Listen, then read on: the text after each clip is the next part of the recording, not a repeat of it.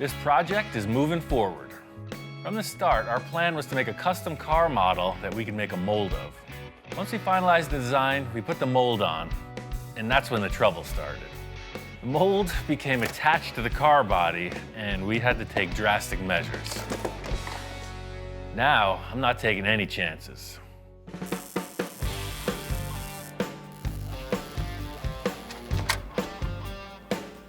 Ian, how you doing? Good, man. Still building. What the heck you doing now? I walk in today and Ian's got a structure on the structure.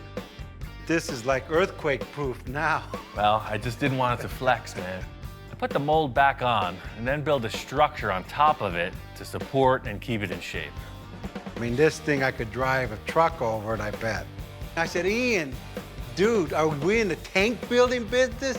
Come on, man, just a structure, not a tank. We're not going through walls with a mold. So does this thing come off or what? Well, you saw how easy the front came off. We can just hope for the best. I made all my best efforts. Just in case it doesn't crack right off. I got a couple things to work with. It's time to pull this mold off the car. Got a bunch of fastening screws in place.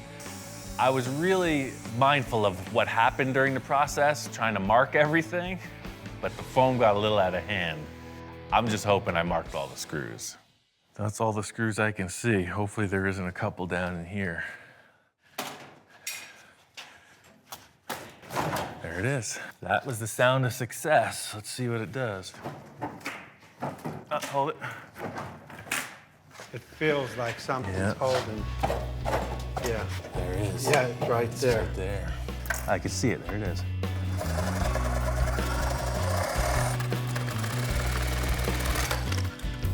See if I can scoot under there and take a look from there. I'll see the screw coming through. I'm worried about, is this thing gonna separate from the car without like tearing the car off? It's built that strong. Look, there's a screw. right where I left it. Right where you put it. So this should just pop off now. Got it? See? Man, it's Yeah. sturdy. Yeah. Look at that. This is what the whole thing's been leading to. You know, we remove the mold, we lay it on the ground, and this is what I was hoping to show to Victor. As crazy as this whole contraption looks, I've got two things. Not only am I making it rigid, but I'm creating a framework so that it's self-supporting and it lays flat on the ground, so I can lay the fiberglass in really efficiently. Now I'm glad you did the overkill with all of the steel bracing, because now look, it's easy to move around. Yeah, the whole thing here is that is the mold. That's finished. We'll do a little cleanup on the stuff that's stuck to it, but there you go. That's ready to rock. The good news is this was the hard one to take off, I think. The other half was all built without ever being removed from the car, so hopefully that one pops off. There's no screws. There's 2 screws in that one, so that's the easy thing. You said that before. There it went. Then we take off the other side and it comes off easier. Check that out, huh? And this has been a lot of work on Ian, man. This guy's like, I don't know how he does it. I gotta think of some way to help him out to like make the next process a little bit easier. Fill all these lines. I mean, that's already blocked. This is the best one yet. Like everything else, man, if we had to do a couple of these, we'd start to get good at it. Too bad it was the last one. I know, the story's over. Now that my reinforcement idea works, I need to do it to the rest of the mold, and then we're on to the good part of the project. That's laying up the final car body. Getting ready to reinforce the mold on the front of the car. First part of the process is twice the release compound. Really thought about how the thing would detach. The next step is to screw the mold into the body to make sure that it doesn't flex. The next part is just basically smothering the thing in expanding foam. I felt like expanding foam was a really good backer because it covers a huge surface area. It ends up very rigid and extremely lightweight. All the screws are marked with blue tape. Pretty much all I'm going to do is I'm going to build a flat tabletop on top of this with steel tube. This whole steel web is just kind of encompassing The one standard I need is a flat base plate for when this whole contraption flips over. It goes on the car basically upside down with all of these legs that attach it to the mold parts. This mold has to be perfectly rigid. The next step of the process is casting the end result car body. This whole structure really parallels myself in that it's super gnarly and ugly on the outside, but it's what's on the inside that counts. Silky smooth. Ian, how you doing? Good, man. This thing is ready for action. Man, this is like artwork, like Warhol stuff. Look at all the lines and stuff. Yeah. It's contrasted to the different elevations. Yeah, Shoot, you're getting pretty good at that. Purely emotional. It's got a lot of feeling. All right, let's see how good you did this. Yeah, see, exactly. What a difference. Yeah, and then You it'll have flip over. structure. Getting these molds off the car, laying them on the ground, you can see the structure is doing exactly what I had hoped. I'm sure with a minor cleanup, these things are gonna be ready for the next step. I can't believe the effort that went into this. Way more time than I expected, man. Yeah, I know you're working really hard on this, and I got a surprise for you.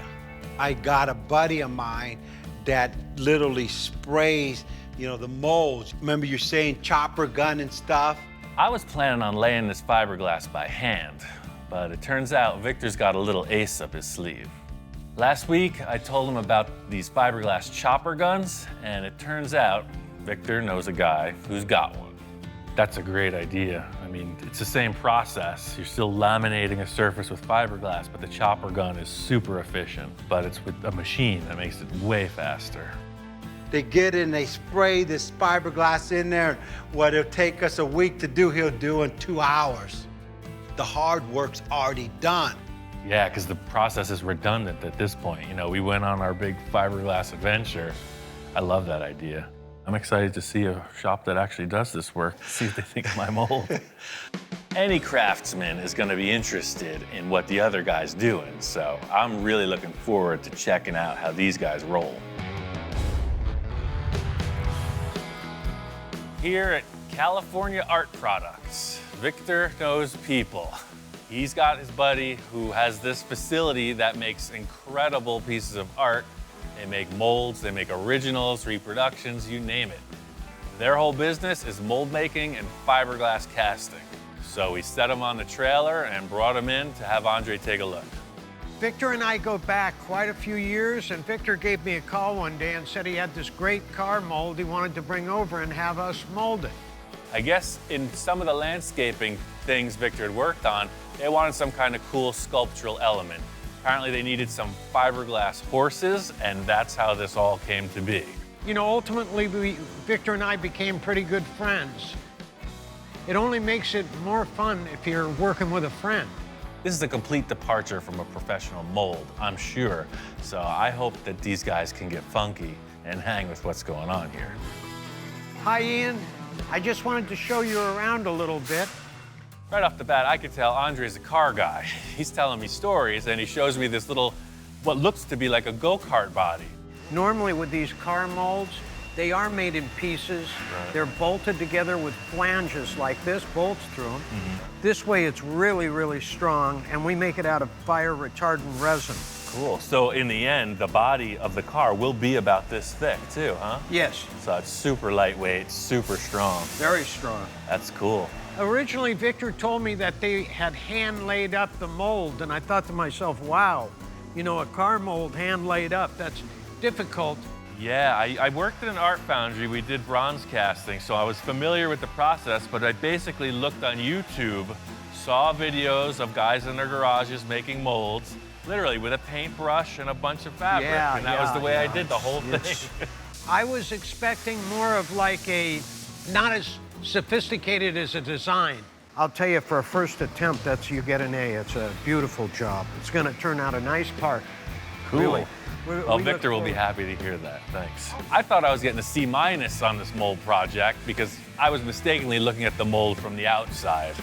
What's happened is Andre knows exactly what the mold's supposed to be. He looks at it for the surface of the car, and he gives it an A. Ian, you might find this interesting. This is a 5-axis sculpting machine. Holy moly. It doesn't matter what it is. It could be the head of a dime. It could be the front of a car. It could be a piece of aircraft or the whole thing. Our programmer, Phil, that runs that department, he puts it into his machine, breaks it apart, and this will cut it. That's how that Thunderbird was made. All the way that I've been familiar with this model making thing has been like Victor and I are doing, hands-on, tactical engagement. These guys are doing a completely next generation. Everything is represented in three-dimensional CAD drawings. So realistically, if Victor did want that full size, that car could be just set on that table, a giant block of foam, and you could replicate it at this point. Oh yeah, we do cars all the time. You know, fenders Right. away. See, part of his thing is like, you know, I just need to be there, full size, full scale, and the car will tell us what to do. But depends how you feel standing next to it. It's real hard when you're looking at a computer. To But see, you could like- literally scale Victor and put him in the image as well. It could be a virtual. There we just go. do cartoons, man. Victor, get in there. Yeah. This 5-axis machine seems like a perfect way to work, except when you change your mind, you know?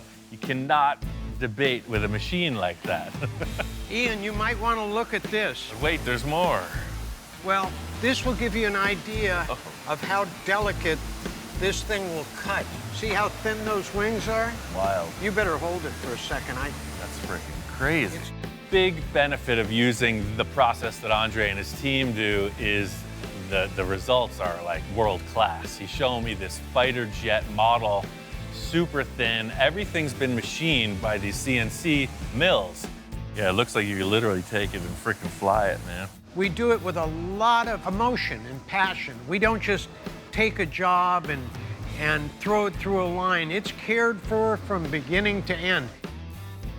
We like that because we want our customers to come back and we want them to see exactly how their product's being made.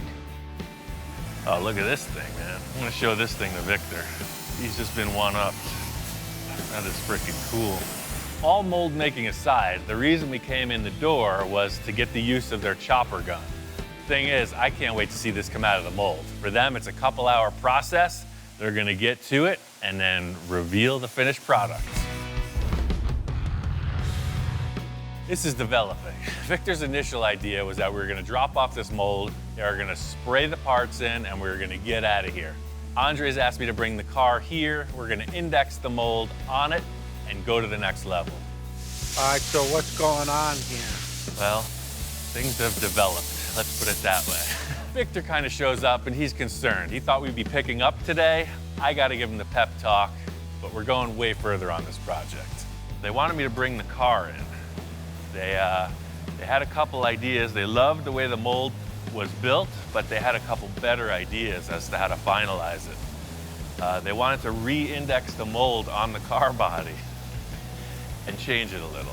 His reaction was a little taken aback, you know. He thought he was coming in to see his finished product. Instead, he sees his car with the mold on it yet again, you know, kind of revisiting old ground, but he's hanging in there. I think it's gonna be all right. I have one question. What happened to all the structure? What happened to that? What's going on there? Well, they decided they want to cast the entire body in one piece. You know, I had it set up to be in 5 pieces. Yes. You know, they're not changing any of the work I did inside. They're just restructuring the outside so that they can shoot it in one piece. Andre wants to make a one-piece mold so that everything matches and the project will be all the better for it. When you lay up the parts separately, you know, the air temperature, the amount of resin you use, things shrink when they harden. So if you do 5 different pieces, you get 5 different sizes. They want to lay up the entire body in one piece. That way when it cures, it's the same shape. So it's going to be way stronger. And then we trim it apart. It's going to be one whole body. We just have to put it on the car instead of piecing it together. Exactly. So it still breaks apart, similar to the way I built it. But instead of laying it up independently, they're gonna do it all in one thing with that chopper gun. And you'll see, it's pretty cool. I looked at a couple other parts they're doing, and it's super efficient. Watch. Today it looks like a mess. Tomorrow, it's gonna be a car, guaranteed. Talking about anticipation, I'm like freaking out. All the effort, time, and a little bit of cash flow that went into this thing could all be over. Thing about Victor, I said it before, he's a passionate man. When he wants something, he gets it. So Here we are. Plans are changing slightly. I know he's all on board, and we're just gonna get it done.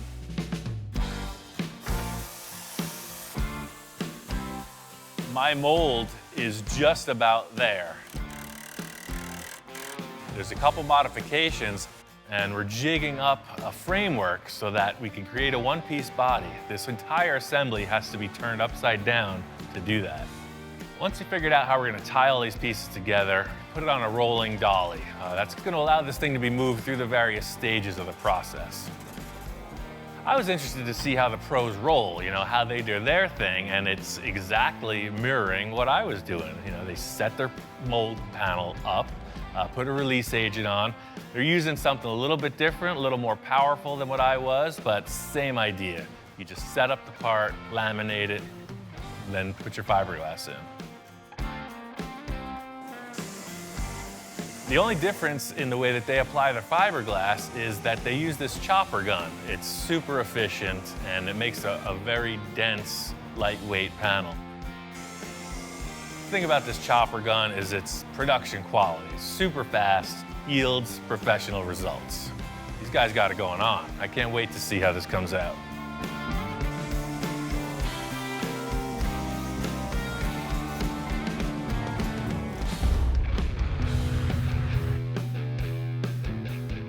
Today's the day.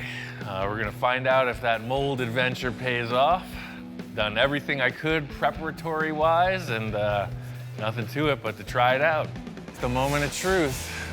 Walking in on this thing, I see this giant contraption. It's even uglier and more hodgepodge than anything I had even made. So it's nice to see these guys swing it a little.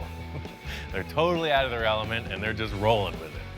So this is my best guess, man. All we have to do is see if this car is gonna come out of the mold. Don't even tell me all this effort. I'm kind of tripping out right now, and I'm going, wow. You know what? This is it, Ian. He goes, hey, hopefully this thing works out. And I'm thinking in my mind, hopefully. But the moment of truth is when we see it, this gotta look exactly like the car we built, you know. I mean, worst case scenario, we've got a heck of a paperweight. Let's see, here goes. Cross your fingers.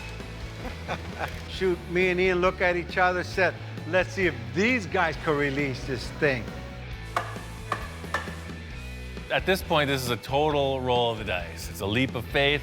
Will it release? Will we have to destroy the mold? Will it even come out? Hands off for me. I just left it to the professionals. What's amazing, it's pretty primitive, right? I thought they had this kind of machine that sucked it out of this thing. Hey, no more work than what you did. Yeah. Victor's all, oh yeah, I'm taking it to the professionals. You know, that's been his whole spiel this time.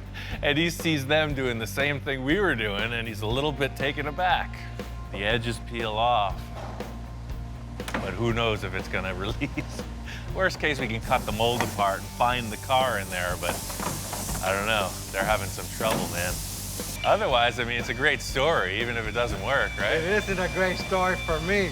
Look, the pressure's on. I see these guys with pro bars, all this stuff. I'm going, man, these guys are gonna crack this thing. Oh, there it went. That's it, man. It's totally loose. Look at that. As soon as one part goes, the whole thing releases. It's like the straw that broke the camel's back. Wow, that's pretty crazy. Looks like these guys know what they're doing, man. That works. I didn't think it was gonna come out. Yeah, but what's it look like? Just because it released doesn't mean it looks good. I mean, it could be all freaky. I don't know. Please, have a positive attitude here, man. I'm like freaking because now's the moment of truth. We're gonna pop it out and actually see if it worked or not. Thing is, you can't just flip this over. It takes about 6 guys. So sure, it popped free from the mold. Everything looks cool, but it's upside down. It's hard to see everything while it's upside down, but what I can see, it's looking all right. It's exactly what we were hoping for, right? So far, it's looking pretty good. And what I could see from it here, all the lines and all the effort Ian put in making the mold, it's blocked. We don't have to do much body work. If everything lines up on top, I mean, that's the question. I'm gonna miss all the Bondo, your shirts and your socks. Yeah, no, there's no laundry in this one. It's pretty smooth. They tie these big straps on it, pull the forklift. I mean, that was the longest minute of my life. They turn the thing over and it's just like, hallelujah. Oh, it looks even cooler on the ground like it's supposed to be. Look how low the car is, dude. That's crazy. That's You know, a body. wow. It looks great. I mean, everything about it looks like a part should coming fresh out of the mold. You know what? I'm just trying to comprehend what we just achieved. You can't man. comprehend what we just achieved. It's awesome. So this is good. We're back to square one. So it's like we just found our project car. Let's get back to the lab and build a car. I'm still in shock that we pulled this off. It's pretty good. Pretty good first try, man. We might just have a knack for this car building thing. All in all, Victor's call on getting the car to this facility, having them do it with the chopper gun, is perfect scenario. You know, it's a small celebration, but seeing this body complete on the ground, the car had another angle. And I seen things that I didn't see before. So there's other things that we have to modify. Don't tell Ian. I'll freak the guy out. I'll wait about a week. I don't want to lose him while we're ahead.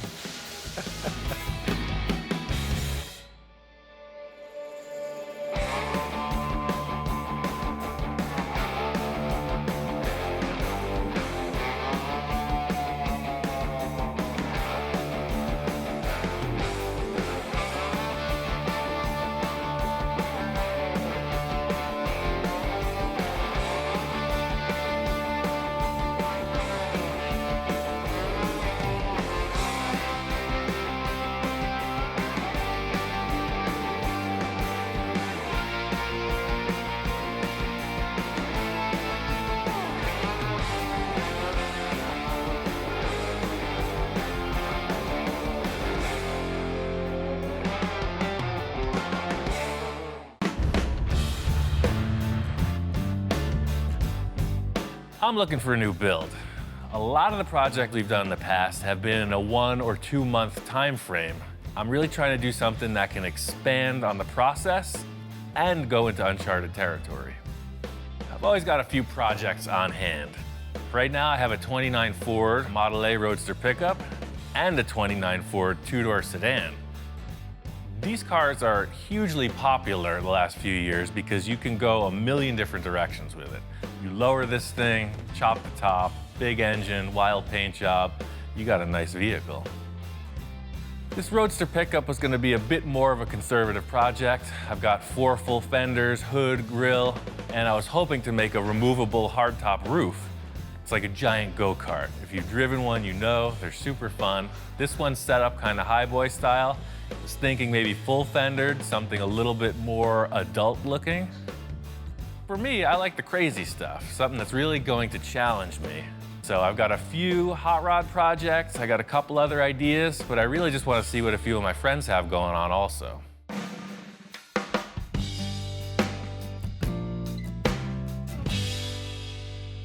I put a few calls out, and the first guy to respond was my friend Bill.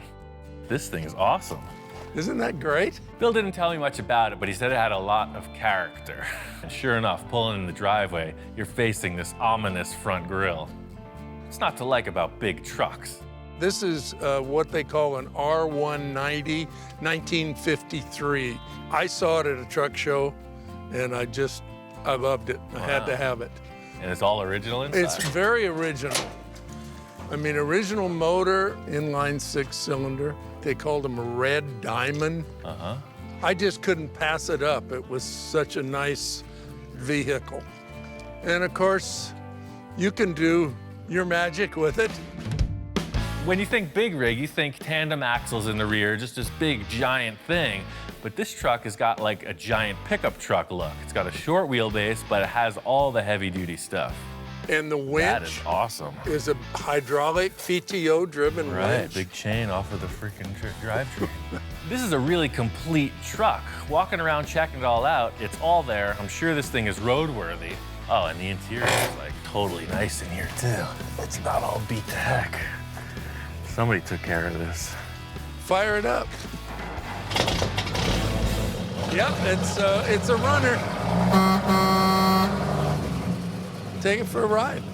The whole thing about a big truck like this is you never know how it's gonna drive. So immediately stepping on the clutch, everything's smooth, it shifts really nice. It's got an air horn. I mean, come on, what's not to like about this? This truck is definitely an option. You can tell it's got a lot of potential. Pretty darn nice. I don't know, man. Test drive is kind of the temptation. Well, don't have to worry about this, because you know me, I don't get rid of anything. Unless I I just take keep it, unless you raise your hand. Next guy on my list was my friend Jack. He does all the upholstery for me, and unfortunately, he's got the car thing also. He says he's got projects galore. Hey, Jack. Ian, how you doing? I'm ready for a new project. What do you got? Well, I got a few items here. No, I've been I looking got this at 65 Rivy. Uh-huh. It's been sitting here for a while. Yeah, I love these cars. Jack is one of my clients that is not afraid to do the radical stuff. We proved that with his last project. I knew he had this Riviera. The sky's the limit with these cars. And we put a LS1 in it, Oh, cool. and I rolled the pan on the bottom here. But I was just kind of making it a mild custom. It's got a great line. Especially, I love the rear quarter panels and the way the C-pillars come into them. He says this one's game. He's ready to rock on it, so we'll check it out and see what he's got. And 54 Chevy. Two-door hardtop. Right on. And I also have a Ranchero down there. Oh, 57 Rancheroo. I've got 3 projects. right. And no, I don't have enough time. So if you want to take one of these and do it, it'd be fine. Well, I've got a lot of ideas for this and that Riviera for sure. My one main wish for this next project is something that I can really spend a lot of time on the fabrication aspect of things and the creative portion of it. Instead of just trying to pick one idea and run with it, I really want to develop something awesome. One of my other clients who got back to me right away was my friend Victor. He was kind of vague. He wasn't telling me what he wanted to do. He said, hey, meet me at this car show. Let's talk about a few things.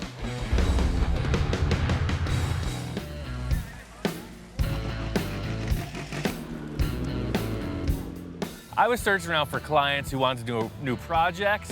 Victor called me out. He said he's got a couple ideas.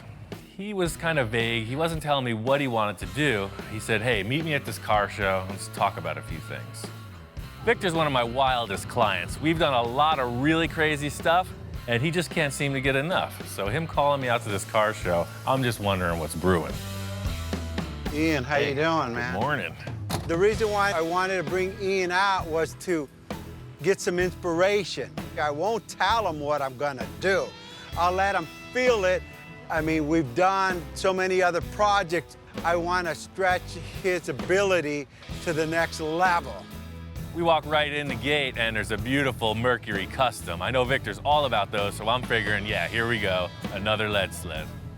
I think we need a different flavor. Rolls Royce. I'm not ready for that. You're not ready to be chauffeured around? You still want to drive? You're always asking for more room. How about just making smaller cars? I mean, you could do like this. You could do 10 of these in the space it takes to put one Merc. This car show is all over the map. It's kind of a game of pin the tail on the donkey. I just don't know where the donkey is. Yeah, check this out over here.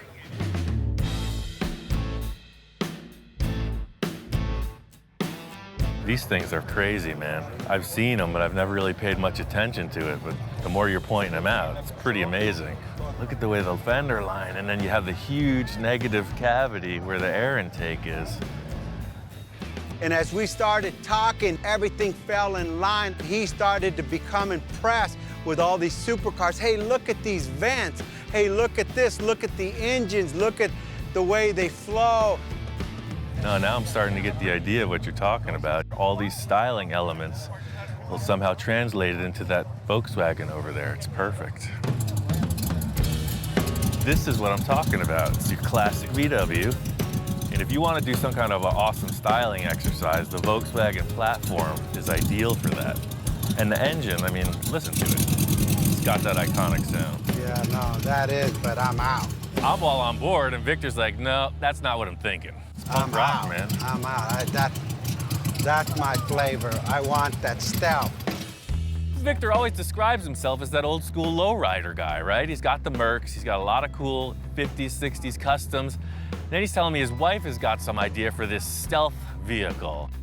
First of all, my wife said, honey, why don't you build a stealth? And I'm going, stealth, stealth. You know, the stealth bomber? I go, that's interesting. As I start to look at these supercar, Ferrari, Lamborghini, they have such a stance and a look that's just amazing. When they're standing there, it looks like they're going 100 miles an hour. Victor brings me over to the Batmobile, the iconic 60s show car, and he's telling me this wild design, this anything goes mentality is really where we're going with this next project. This car has inspired so many people to do custom build. This is why we're here, because of this man right here. Sure, right? No doubt about it, yeah.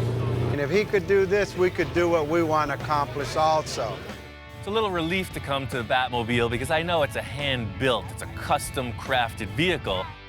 We talked about Barris, we talked about inspiration, we talked about the fabrication, what it takes to do it. And I said, Ian, anything is possible. Victor's got these crazy ideas of some kind of a exotic sports car. I have no concept of this type of vehicle, so it's a path in a whole new direction. This is the flavor, man. That's something that you were meant to build your entire life, man. That's it. All led up to this. It all led up to the Finally arrived. I never want to be stagnant, you know? I'm always looking for the next thing, the next hurdle to jump, and I think Victor's setting it up big. Victor brought me out here to his nursery. He says he's got a car he wants me to check out. The heck is this thing? Yeah, I got this at a junkyard. Oh, perfect starting point. You never know what we're getting into with this guy, but pulling up on it, I can see it's got a really low profile in the nose. I don't know what it is. Check this out.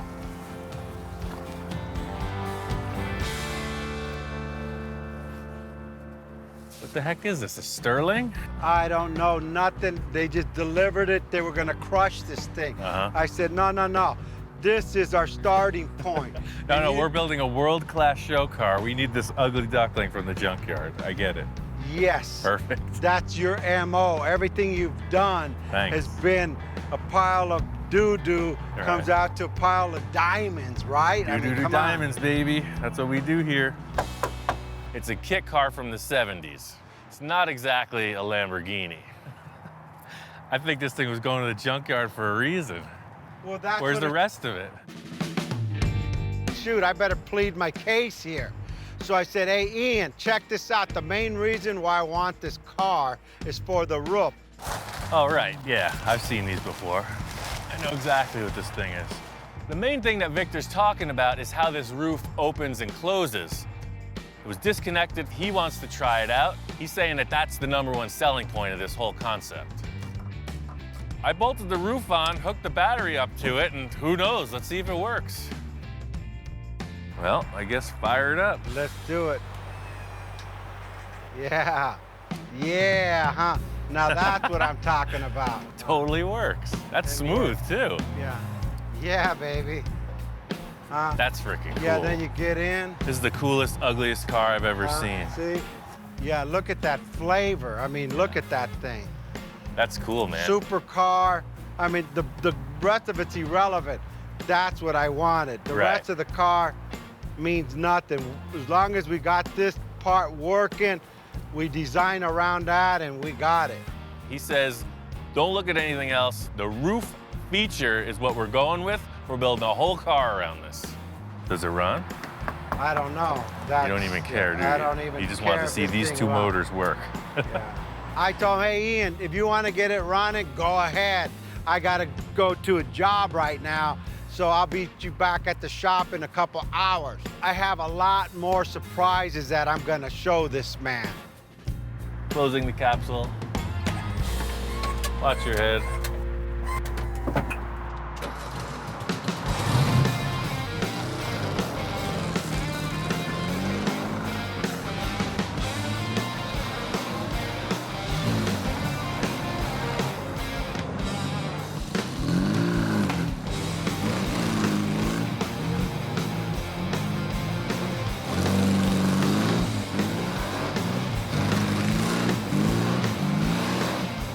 It moves around pretty good, but supercar, it is not. I can't wait to get it back to Victor and see what he's got planned. I'm really not sure where Victor's going with this whole concept, but he's happy with the way the roof functions. You know, I just wanted to get it to his shop and discuss it further, find out what's really happening. Hey, Ian, you beat me back to the shop, Dude, man. I got this thing running. I drove it all the way here. Everything about it works. The roof opens. It's all about just changing the look of this thing. I'm glad to see you got it running, but I'm not really concerned with that. Let me show you what I'm thinking. Remember, I don't want a kit car, and I don't want a Sterling, and I don't want a Volkswagen. I don't like anything in the front end of this thing. Nothing. Me either. We're looking at the front of the car, and he's like, I don't like any of it. We're gonna delete this. He comes around to the back. He says, I don't like any of it. We're gonna delete that. He's looking at the sides. We're gonna get rid of most of this, and we're gonna enhance everything, which is a pretty vague description. I hear you, man. All we gotta do is change everything. Typical story. I got a lot of ideas, but I don't want to really spit them all out or tell them to him, because I want some of his input too. Remember, we're building a supercar. We're not building a 50s custom one-off, one-of-a-kind, That's the what most I love awesome about car this, out right? there. Yeah. With all the other stuff I considered, that's why I was hooked on your idea at the car show, because, you know, it's kind of like what we're doing with the customs. There's no rules. It's just a different shaped car. I was a bit skeptical when we pulled the cover off of this, being that it's a fiberglass kit car, but, you know, performance vehicles are super strong, super lightweight, and this really is right in that direction. But fiberglass, I know this is sturdy. I mean, is that supercar material? Well, think about it. Everybody who's done these concept cars works with this. Even modern Corvettes are some kind of a composite, and that's why they use these types of materials. We haven't built any cars out of fiberglass, and I think it's a really good challenge. It's unlike anything I've ever done. I think it's gonna be cool. And Ian, you know, sometimes I change my mind. You can pretty much upgrade everything on this kit car, but it's never gonna handle like a high-end sports car. As far as sports car goes, you know, you have this VW Beetle, 4-wheel drum brakes, and about 50 horsepower, so it's not really a performer, but it does run darn good. This is kind of a weird thing that they just put this box here, but you get rid of that. I know we can hop this motor up and make it really fast, put a cool custom gas tank, and just open the whole back of the car up, man. Remember, we're building a supercar. Right. If we go to Super Show and we open this hood up and say, look at my motor, they're gonna laugh us to another country. And I'm not leaving this country. Yeah, perfect. This has potential to do whatever we want to do. It's an open canvas. And Ian keeps talking about, hey, we could do this cam and these headers and do a carburetor on this Volkswagen engine, and I couldn't take it anymore. I said, Ian, no more Volkswagen, it's a supercar, hang on. I pull out my phone and I said, just a moment. You know what? Let me make a phone call. Hang on a second. Victor's got people, so I don't know who he's calling, but he's on the phone. Hey, you think you come by the shop? Anything's possible. My first reaction is that he's got a guy with an engine adapter or something, so we're gonna put a better engine in this car. Thanks, bye.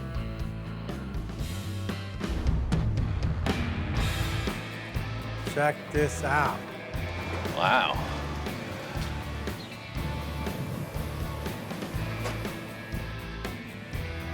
So what, you're changing your mind on that car?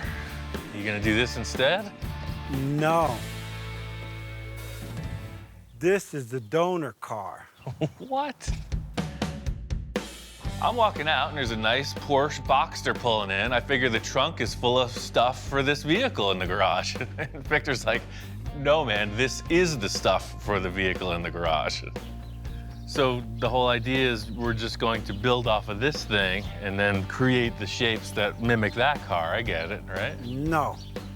We're gonna tear this whole thing apart, fender, top, glass, everything comes off. So you want to cut this whole thing apart? Yes. You gonna cut the car apart. I'm gonna watch. I'm committed, even though I'm getting pressure from every end. Even Ian's kind of like, hey, you like crazy? I don't know what to say. You sure? I wanted to start with a good foundation. I mean, we got a new car. It's a 2000 Porsche versus a 1970 Volkswagen falling apart, riggedy-raggedy car. I want to take the best of both cars, Ian. That's pretty crazy, man. You're up in the game once again. Can I drive it around for one night? Can I go on a date? He wants to go on a date. You could have the thing, because you're going to cut it Ladies, apart. dinner? Well, it still runs. Wow. I don't get this opportunity often. It's pretty tight in here. It's built for a slightly smaller person. Yeah, I want him to drive it so he could feel what I'm talking about. All right, see you never. I quit. Now he's never going to want to tear the thing apart. This is a whole new thing for me. I've never driven a car like this. It's like tight, it's super low to the ground. The way it shifts is amazing.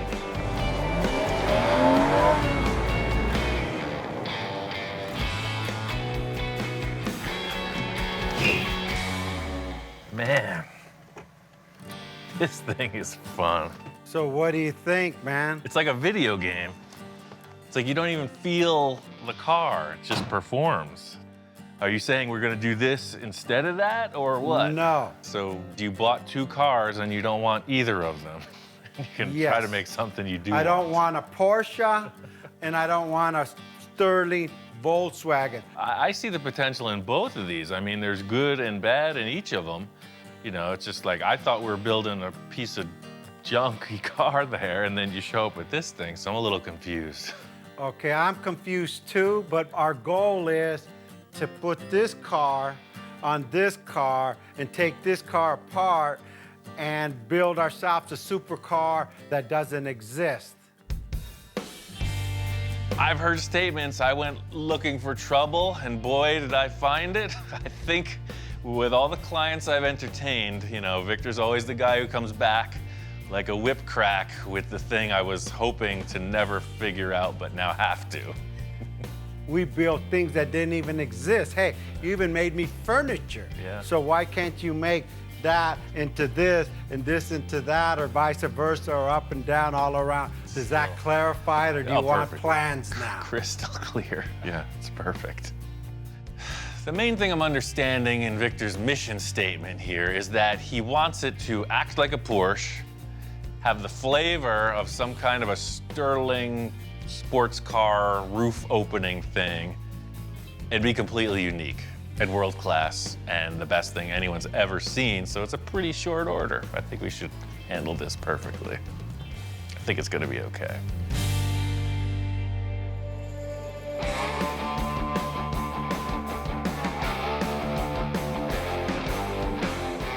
I really love the idea that Victor is just all concept on this. Most of the cars we start with, it's like chop, section, lower, that whole deal. He's not talking about any of that. He's talking about creating a whole new car body.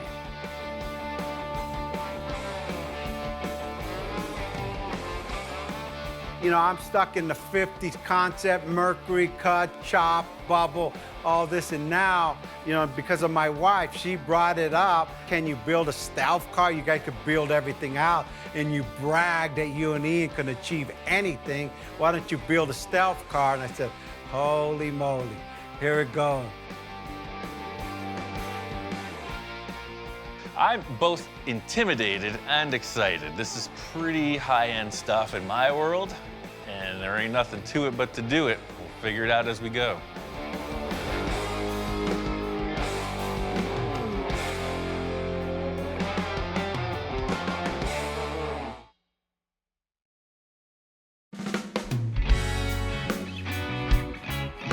So it continues. We're still in the early stages of this project, but we've committed to making a fiberglass mold of the body once it's finished. But in the meantime, we can build the car out of anything. We're creating things as we go, changing things on the fly. It's definitely unusual, but I have a few ideas on how to pull it off.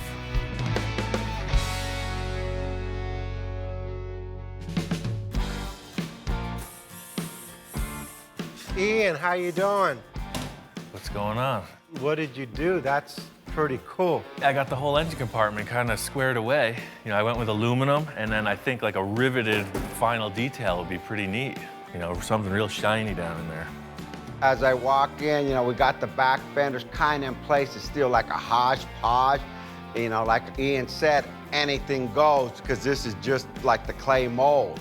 I love this because we still could put another element in here. You can do whatever you want in here. You know, this surface is represented. I really want to get these fenders so that there's no holes in the back of the car. Looking at it now, it's really loose, sort of like a patchwork quilt, not even stitched together yet. But I'm seeing the finished flesh on this thing, and it's got to be set up correctly. I mean, the idea of screwing this Porsche quarter panel onto this Sterling body seems kind of strange. That ain't strange, that's like crazy. Yeah. Madman. Now I'm getting excited again. So what I was thinking was I just took this aluminum sheet, super light, and I just formed it over a piece of tube. That way it'll radius down into the engine compartment. So this is gonna pop on here.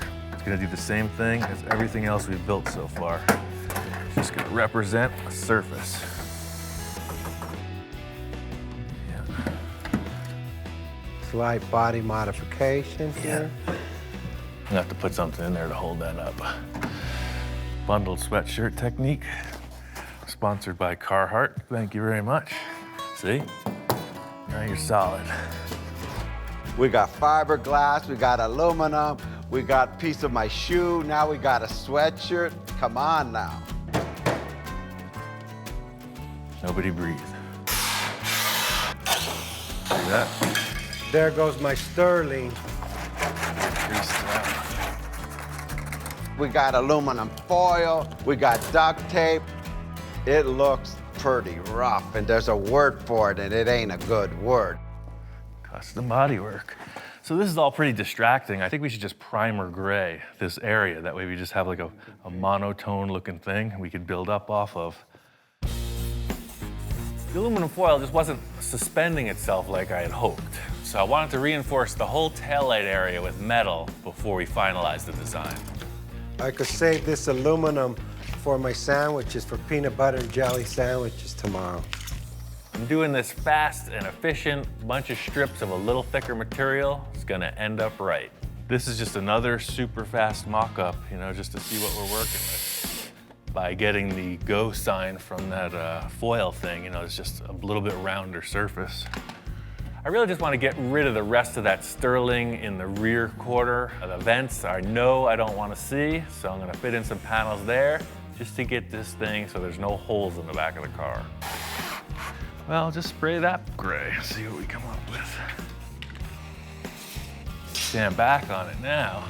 Let's take a good whiff of those paint fumes and start to dream.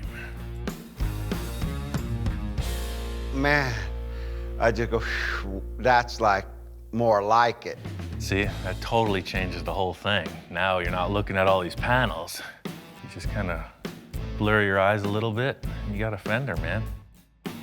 Ian's gonna do the other side the same, and I can't wait to see it after it's all put together. Everything that's happening here is pure sculpting. If you look at a sculptor, they start with an armature, and they keep adding and adding whatever it takes to bring to the surface. I know it's gotta be refined, but we need to get there somehow.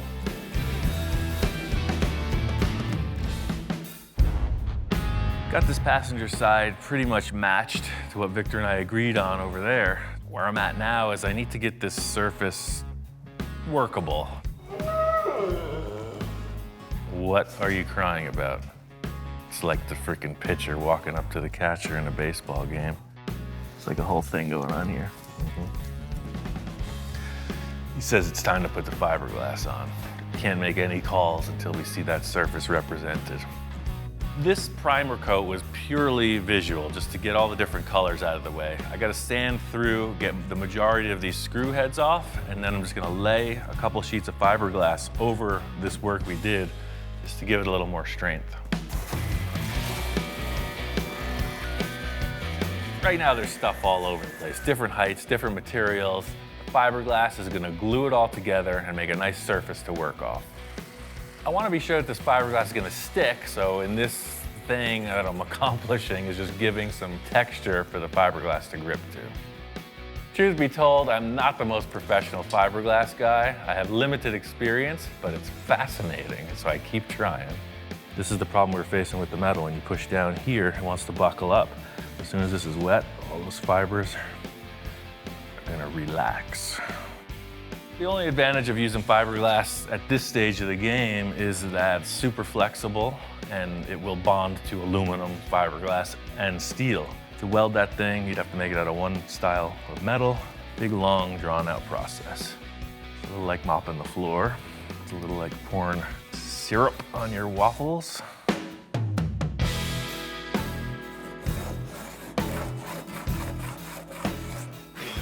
So I laid up that fiberglass. It's set just fine. I put a quick skim of body filler on and cut it back just to see what our heights were. And I could see already, this taillight mock-up we did is gonna be way low. What I have here is this is the hip of the fender coming down, and the Porsche naturally dips way down into the taillight. I'm gonna just fiberglass right over these, and we're gonna have to cut new taillight holes. I feel good about this, you know? It's not just anybody who can throw a bunch of sheet metal screws and saran wrap and build a supercar, but watch me go. Everything looks so rough. I just want to get it looking more like a fender when Victor gets here. So this is less auto body tech and more fun body filler tech. Purely like icing on a cake. Fiberglass is hairy and scary. See, this stuff's a little bit smoother. As loose as it seems, I think it's starting to flesh out, and everybody's gonna understand why I went this way. The idea here is to just get these two fenders pretty close, get a good representation. You can see the rear of the car is fleshing out. It looks pretty freaking massive. Super wide, super low. I can't wait to show Victor.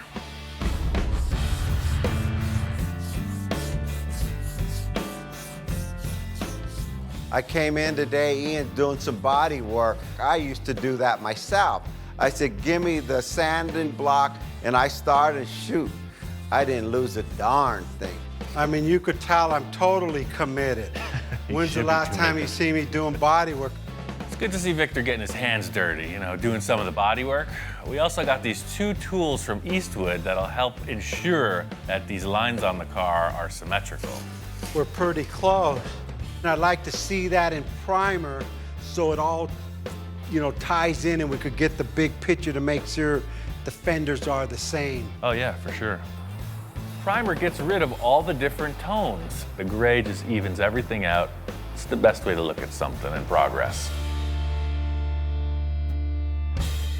It's like nothing I've ever seen before. Flattening it out one tone, you can really see the shapes. A little refining on the driver's side, but I mean, that's a freaking massive rear end. How much more work do you need to make a mold? You need it finished, right? Oh yeah, the better we make the model, the better the mold comes out.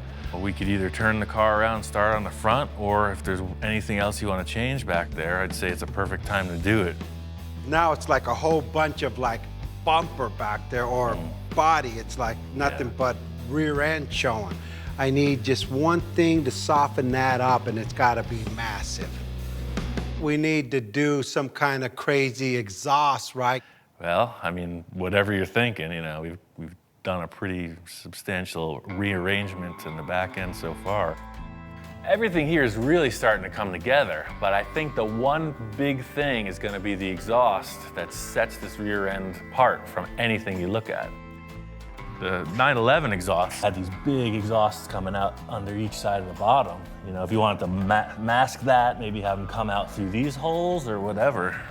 Yeah, I was thinking something kind of massive here in the middle. 3 or 4 muffler pipes sticking out of the back. Hey, I had a dream, you know. My initial idea in my mind was to see this massive car go by you, like what the heck was it? And all you see is this big old pipe with some fins coming out almost like a bomb. All the supercars got the fins on the bottom. Well, hey, guess what? I want the fins on the top and I want the fins on the side. Almost like a propeller to a boat, but straight. Okay. Victor's coming up with all these ideas about multiple exhaust tips, some kind of really exotic designs, and I'm saying let's just try to get some real world structure to this theory. Let's just make like a cardboard mock-up, come up with some kind of concept. All right, so whatever diameter exhaust you use is up to you, but I got this tubing from the fiberglass. I'll just cut this cardboard off. We'll have something to work with. Way too small. Too small. That's like embarrassing, you know. We need some like volume here, man. So something more like this or this diameter, like way big. Yes, that's what I'm looking at. Remember, massive. Let's just tape them on the car, see kind of what we got proportion-wise. So, I mean, 3 sort of fits like that. That's an even better mock-up than freaking cardboard and drawing, huh? Well, stand back and look at that. I mean, 5-inch exhaust is pretty substantial. I was thinking of having a fin, and a fin, but I only need the fins on top, on the bottom, and the 2 on the side. And it changes the whole back end of that car. And then put fins on the bottom. Yeah, exactly, a fin, okay. Victor's description of this theory is pretty elaborate. It's a bomb, it's a jet engine, it's fast, it's hot. A little hard to figure out exactly how it's gonna end up. We're just trying to get this concept as close in the mock-up to what's gonna happen in the real world. Ian, I feel like I'm in arts and crafts. I failed arts and crafts in school. So this is the same size diameter as the tape, so I mean, that's a pretty substantial exhaust pipe. And you know what, as I'm looking at it, maybe 2 would do it. Check it out, stand back, see what you think. I kind of like 3.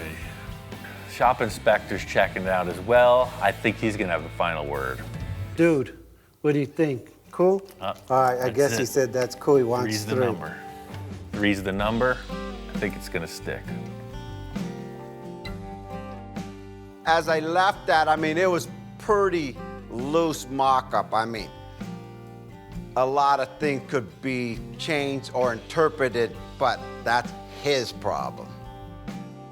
The thing is, when Victor's describing all this and coming up with a cardboard concept, I'm really starting to see my own vision of it, and that's the challenge in this whole thing. I gotta build it.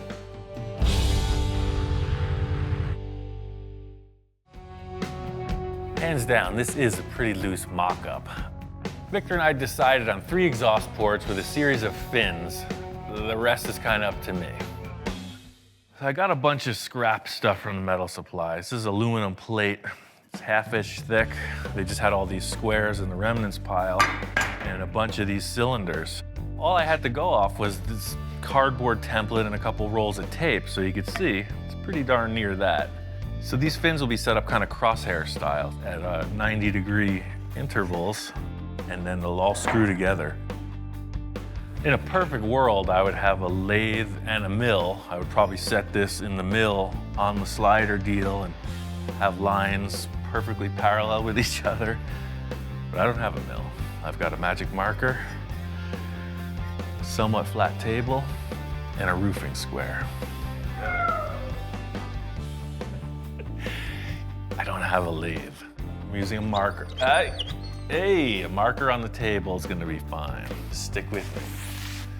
One thing I'll concede to is the fact that the design and development of this piece is a little unorthodox, but that's just business as usual around here.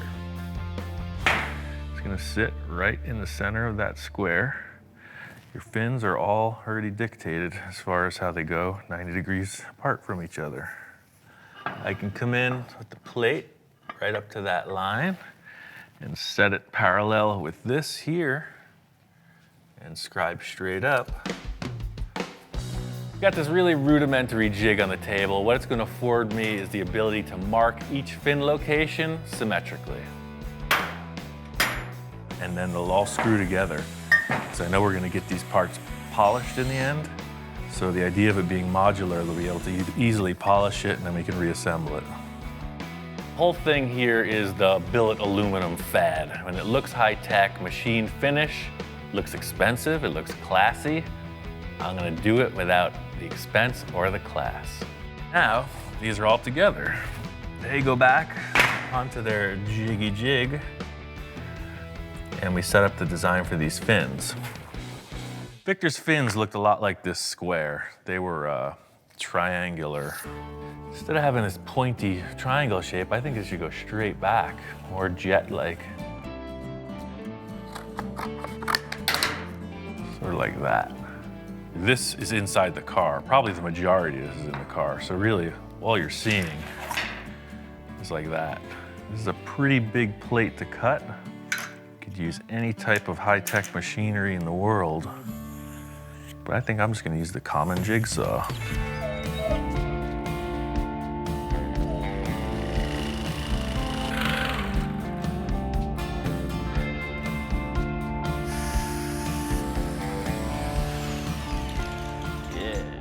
I mean, this looks good, but I want it to look great. I think I'm gonna take a router and then make a radiused edge on all this. The dog's head is spinning. I don't think he's convinced for one iota that this is gonna work. Hey, not too bad for a couple carpentry tools, huh? What do you think? That edge looks so cool. I'm gonna do the same to these tubes.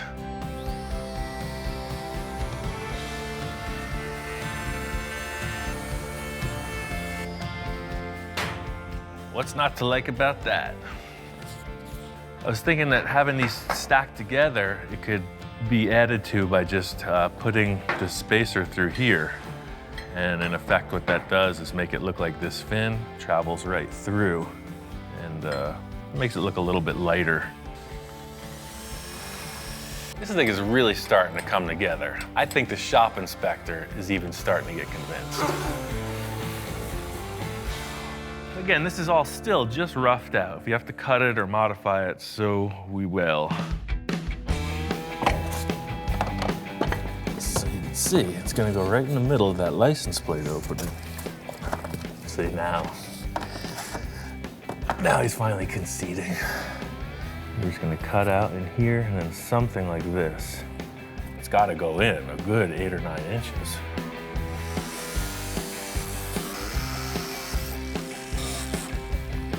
Aha!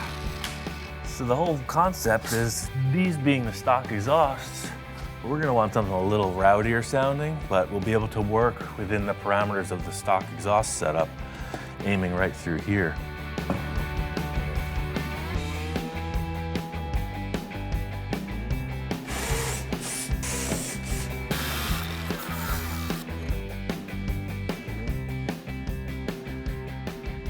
Oh yeah, that's totally cool. That's exactly what I was hoping to achieve. There may even be more fins coming out the width of the car below, but that's rocket ship. Looks like it's gonna fit. It can be adjusted later. I just have one other element that I want to surprise Victor with. I'm very happy with everything. Mostly that it's like, it can be like skee ball.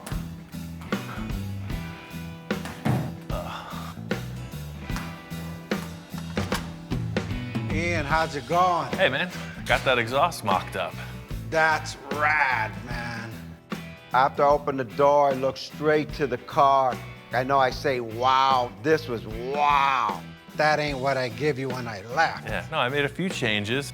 Victor walks in and I can tell right away he's digging it. It's a far cry from a cardboard tube. And it's centered with the car and it gives it just enough bulk to give it like, look, I got the power behind me. He's thinking, hey, is that okay with you?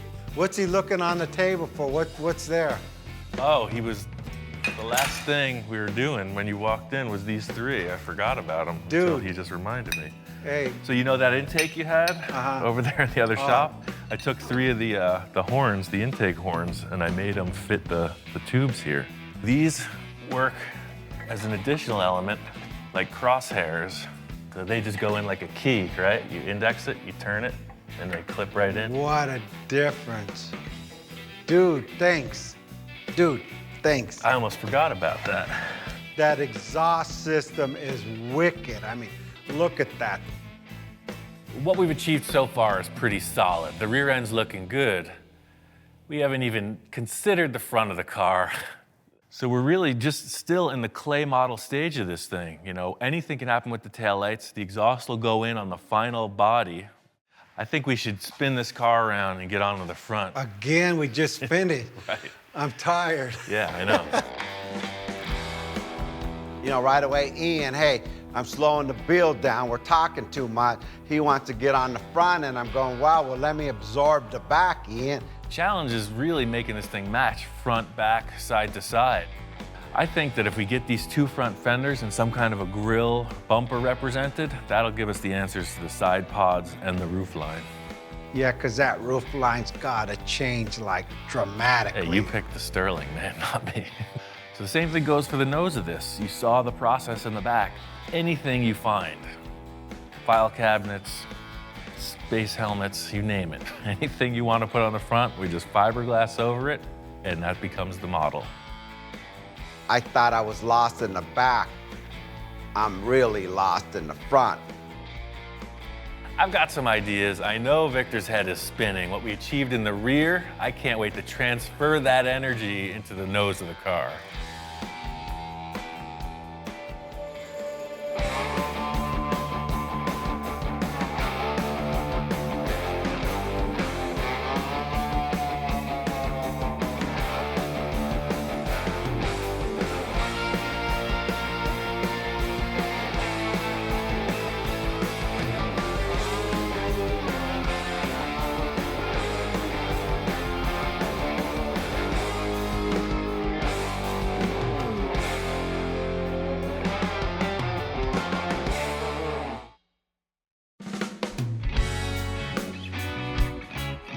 We're down the road on this crazy journey, and there's still a lot up in the air. One thing I do know is we're building a complete custom body on this car. We're just going about it in a slightly different way.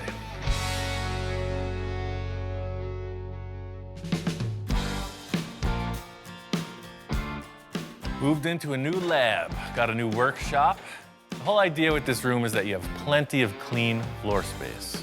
One of the biggest challenges in everywhere I've worked is that there's always stuff, and I'm always trying to decrease the stuff. I got my tools, I got my dog, ready to rock. The whole idea with getting this in the room is now we are in the artist studio. I got the car up on these little roller dollies. We can spin it around, get up high, down low, nothing in the way. Because really, that's it. We gotta have that line, you know? It's gotta look good. Victor and I were up at Gene Winfield's. He had a whole bunch of fiberglass bodies, and I knew we had to go in that direction with this car. But Gene was molding cars that already exist, like a 51 Merc or a Ferrari F40, but we don't have that option. We have to create the car first. It's just like this car model. You know, imagine we had a full-size 57 Chevy, and we made a mold on it. We would end up with a car body just like this. We have to create our car body first. The cool thing is we can use any car part we want. We can customize it, hand shape it, whatever. It just has to be strong enough to build a mold on. We can move fast. We can make changes on the fly. We've never done anything like this before. I'm super excited. It's just gonna be a ton of work. The whole idea with setting up the car in the shop like this is it's gonna be a big debate between Victor and I as to how it turns out in the end. Set up these fenders just as a representation of something over the rear wheels. I know Victor loves the idea of this really low trough. You'll see the engine and the other components in here. This is directly in the way. First things first, I want to get into the rear portion of this design. Because it's a mid-engine, we both want to show that engine off, and there's a bunch of stock sheet metal I want to get out of the way, come up with some concepts for the back end. So this is an element of structure. I'm just gonna make it look way cooler.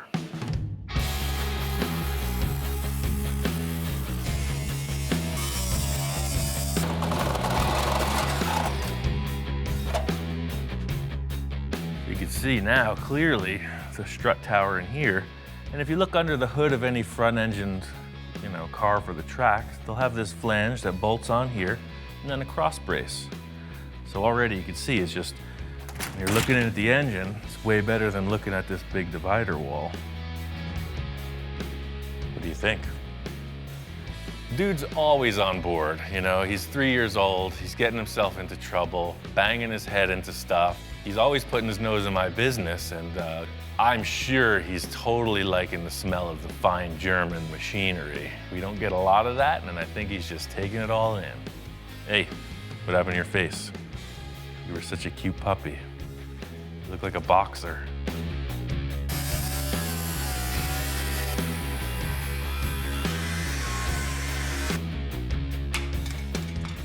Getting all this metal cut out of the way, it's exactly what I was looking for. The engine will be exposed, but now I gotta put some structure in there, and I got a couple ideas how to make that happen.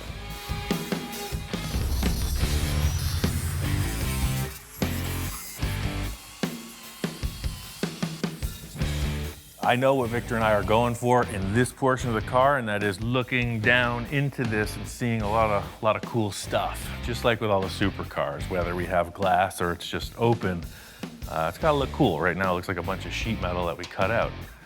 Try to snazzy it up a little.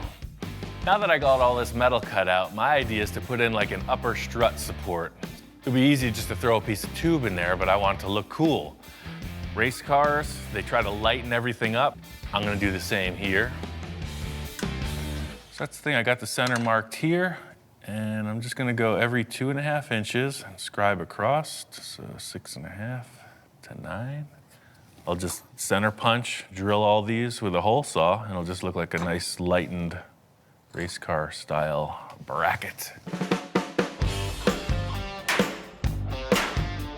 I'm just gonna pre-drill these with a 1/4 inch hole and then hole saw it up to, I think, about 1 inch, whatever looks appropriate.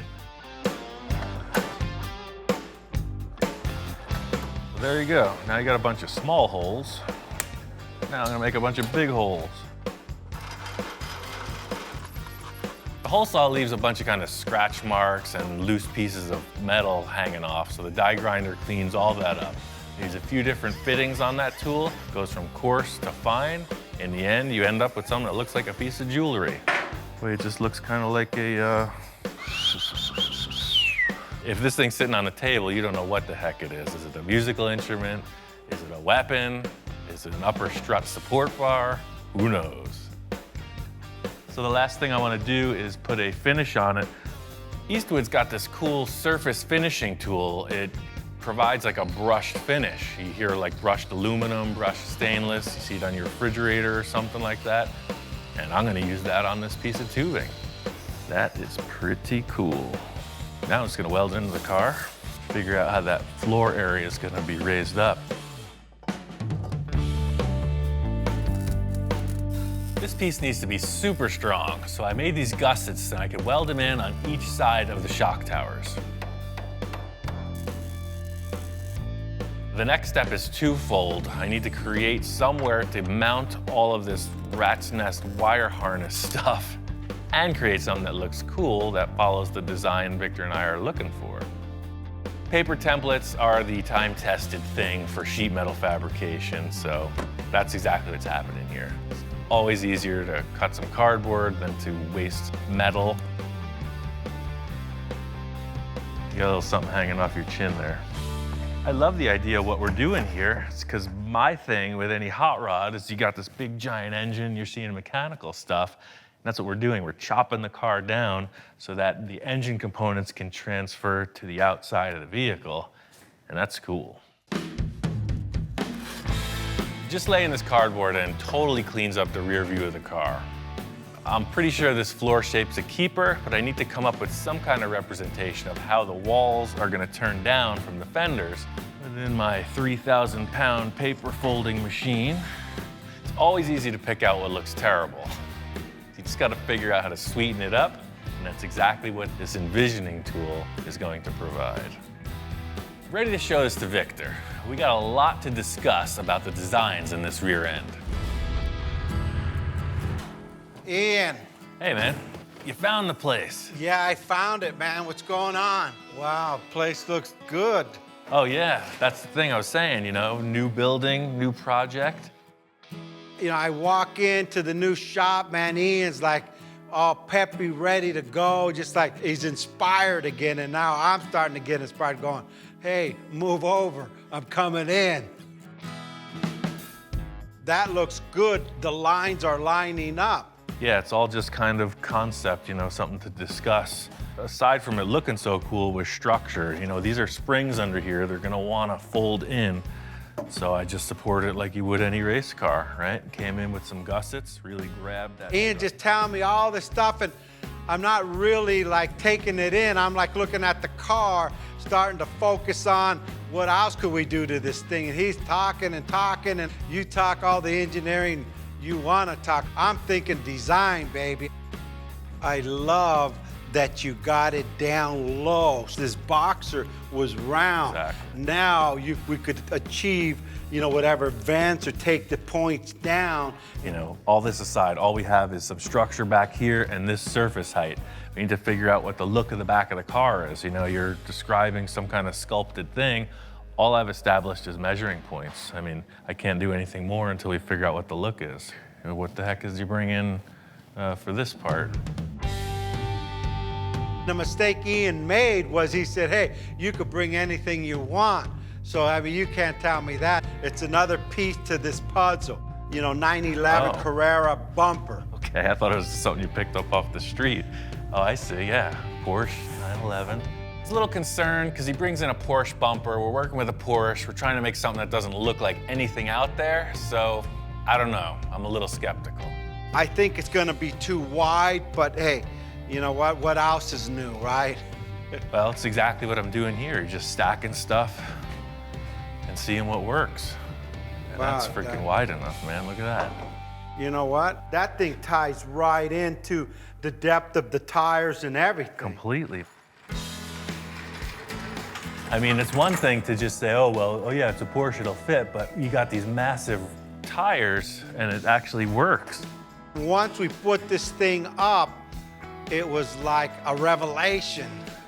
It fit. To just put a replacement Porsche part on it seems like not accomplishing anything, but this is completely different than any Porsche that I've seen. I mean, already I'm seeing lines coming off of this that make the whole back of the car start to appear. I don't know what you're seeing, but I see it's looking now pretty from cool. this point, watch, stand here, I'm gonna show you what I see already. Now as you come in here, guess what? These are rolling. Guess where this fender's going? Straight to here. Look at this. Look at how this. This is like a whole imagination station. That's exactly what it is, you know? It's like, imagine if we could do this and it felt like that, but it was more like this, etc., you know? He comes up with this dialogue and I cement some kind of a tangible thing and then we modify it. What if we just took the Boxster fenders and just mocked them up? Maybe that curved shape can benefit us. You're right. I brought everything from the other shop. They're right here. If we're gonna go with this Porsche bumper, it's very round. It's in direct opposition to the faceted edges on this Sterling body. It's got me thinking about a couple other ideas. So you can see it's curved. It definitely takes over from that, but if you put it on, oh, look at that. Wow, that's ridiculous. It matches the diameter of the Look tire. at this thing, huh? Look at this, huh? That's pretty crazy. The rear bumper and the fenders are really a huge breakthrough because they're not the end result of what the style of the car is. We just need to create surfaces to sculpt off of. It's exactly what you're describing, man. It's like down, Wow, yeah. up, and over. The lines are all there. I mean, now it's an open canvas. We have a lot of depth to work with, so This is that's exactly what I pretty cool. needed, man. I'm gonna show you a couple tape lines that I'm considering with the angle of these walls, because that rear deck portion is quick and easy. The main thing I want to figure out is when you're looking at the car, what are the proportions? How does this engine bay get closed in? How does it flow into the rear quarter panels? Because that's a huge element of how the rest of the car is going to be styled. So this is the angle both sides will be at. This will just get moved over, trimmed out. But these are our dimensions, you know? None of this is gonna be visible in the end. This is just gonna be a rolling shape that comes right out of that trough. Ian, what do you think about a slight curve on that? Well, I got the slip roller. Let me put it in there and we'll see. Look at that. Wow. Totally good call.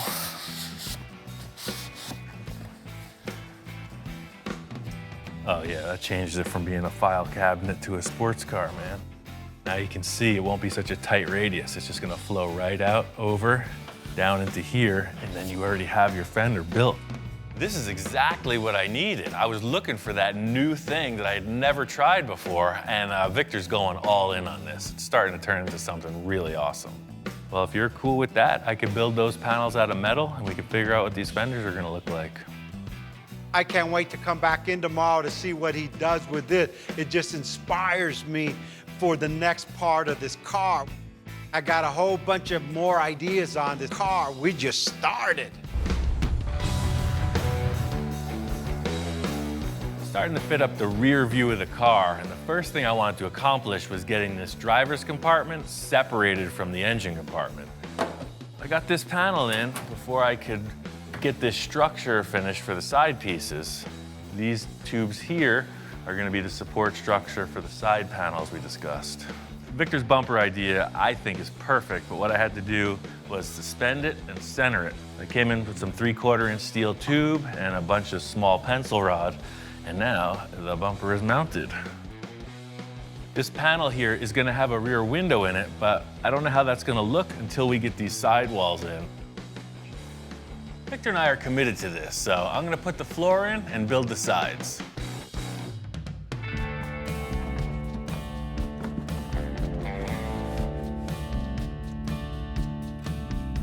I was thinking about some kind of access hatch here with a hinge, pretty techy to build. Victor said, why don't we just part it right on these two braces and this whole center panel just pulls out. I had all this scrap foam insulation outside,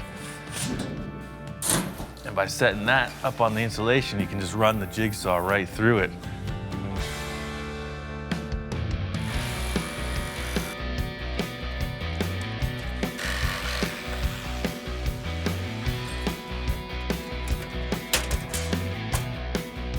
I'm gonna do this whole portion of the car in aluminum. My plan is that it's gonna stay with the chassis. It'll never be molded in fiberglass, so I want it to look really bright and cool. That's it. Piece of cake. So for now, these are just gonna get screwed down. It may hinge later, I'm not sure.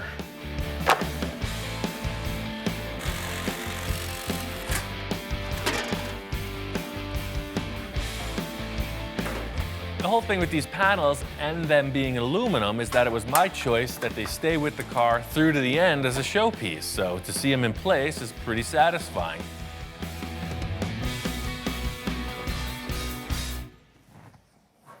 Just can never, I need like a holster for my magic marker. Like, whoosh. That's it, I'm taking applications now. Anyone familiar with leather work or anything like that? I'm looking for something size quadruple X. Quadruple X so I can grow into it. My senior years. That looks pretty good. I think to set this thing off, I really want to rivet it together. It's going to give it a real industrial strength race car look. But because this is a concept, I'm just going to mock them up with these self-tapping screws. It's a perfect starting point because the hole will later just get riveted back together. There's the last rear pan where the bumper goes. It's just gonna slip right in underneath the other one. I know that this is not the finished product we're looking at, but you gotta start with a good base, and that's all this is. This is a background for whatever enhancements Victor comes up with.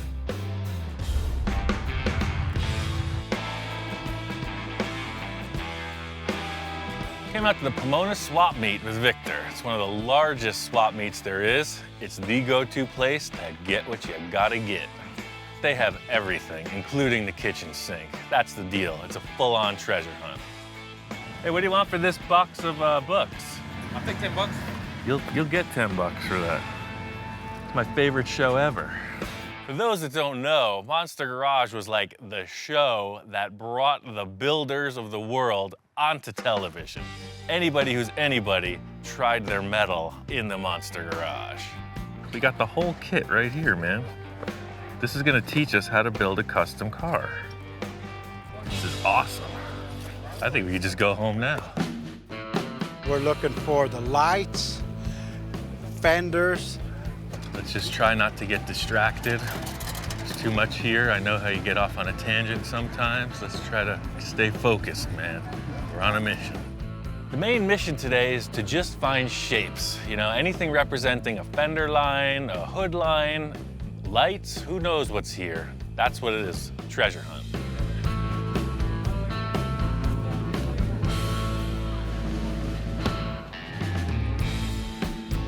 Now you know where I get all my crazy stuff. Yeah. This is like one of my main places to find all these parts that will fit any car that I got. Or I any like car how that professional their labeling is. I mean, definitely hit a few walls with that spray can style, man.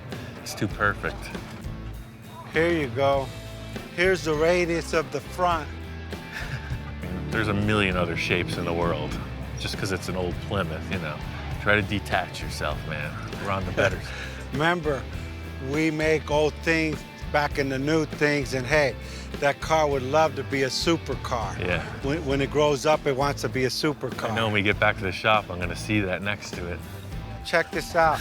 I could be Ian Jr. That one's even better than mine. How do I look? Can't get distracted, man. Stay focused. This is my music, Pink Floyd, Led Zeppelin. How much are the gauges? Check out that Manny Moen jack. Hey, Dan, how you doing? I'm Victor. Hey, I know that you want 1,200. All I got is 800 bucks. I know I'm rolling the dice here. What do you think? No. 9, no? All right, well, we tried. You gotta stay focused. Don't get distracted. No kidding. Hey, I still am a collector of fine art. I know. Victor's hearing what I'm saying. He's on the lookout for fenders. He called me over. He says he's got something. There you go, Ian. Check this out. He pulls out these round fenders. I don't think he knew what they were. Right away, I spot them. How much do you want for the fenders? 60 for both. 60 for both? That's a good deal. The last thing Victor wanted was a Volkswagen involved with this car. Remember, we got rid of the whole chassis. Now he's picking up a couple of VW Bug fenders. He's going right back to where he started. So those are off a Volkswagen Bug. You said you're trying to get away from the VW stuff, but you know, I'm all about it. Well, I don't know.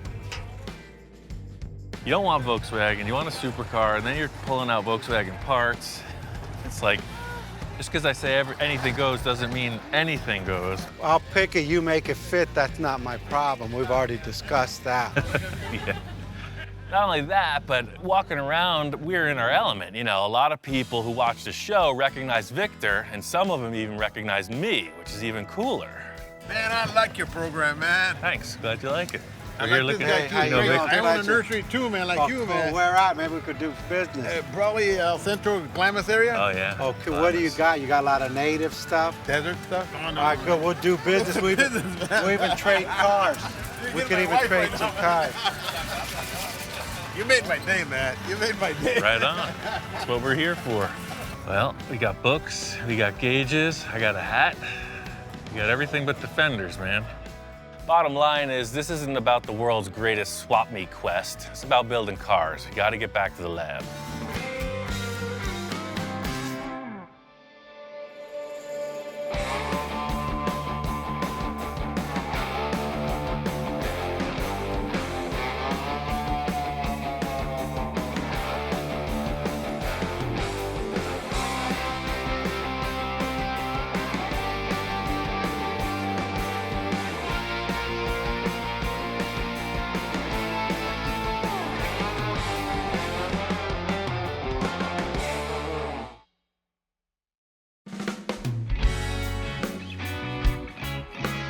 This whole project started because I was looking to do something that I had never done before.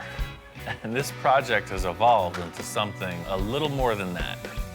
Now we're building an entirely custom car body, and we're building a fiberglass mold on top of that.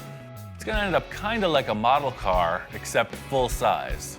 It sounds simple, right? We got our work cut out for us.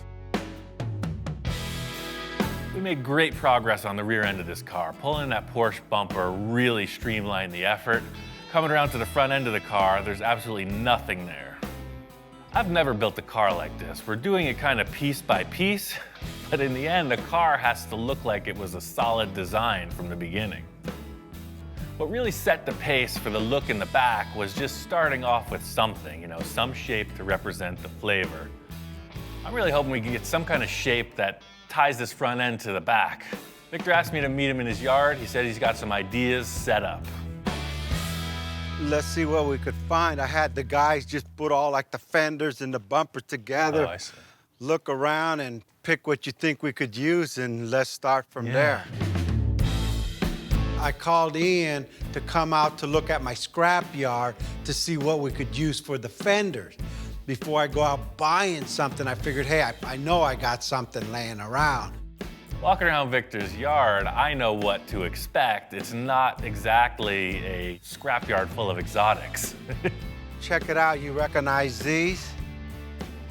So we're walking through, and the first thing he points to is instantly recognizable. It's a Volkswagen fender.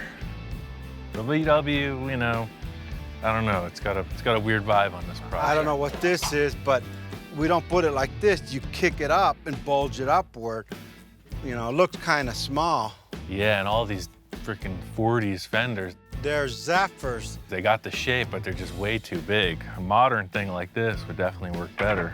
I told Victor we could use any body panels we want, but they actually have to be the right contour, the right panels, so we can achieve the design we're looking for. I got some other stuff in the corner there. Let's see what we got there. I've acquired 25 years worth of stuff. My wife calls it junk. I call it treasures. Oh yeah, I recognize the remnants of this car, but see, this is kind of the thing I was thinking. See, this is a way more modern looking fender lip opening. But that's too square. I'm just looking for that round fender point. I just need the point. This could be closer to it, but even this doesn't have enough roundness to it.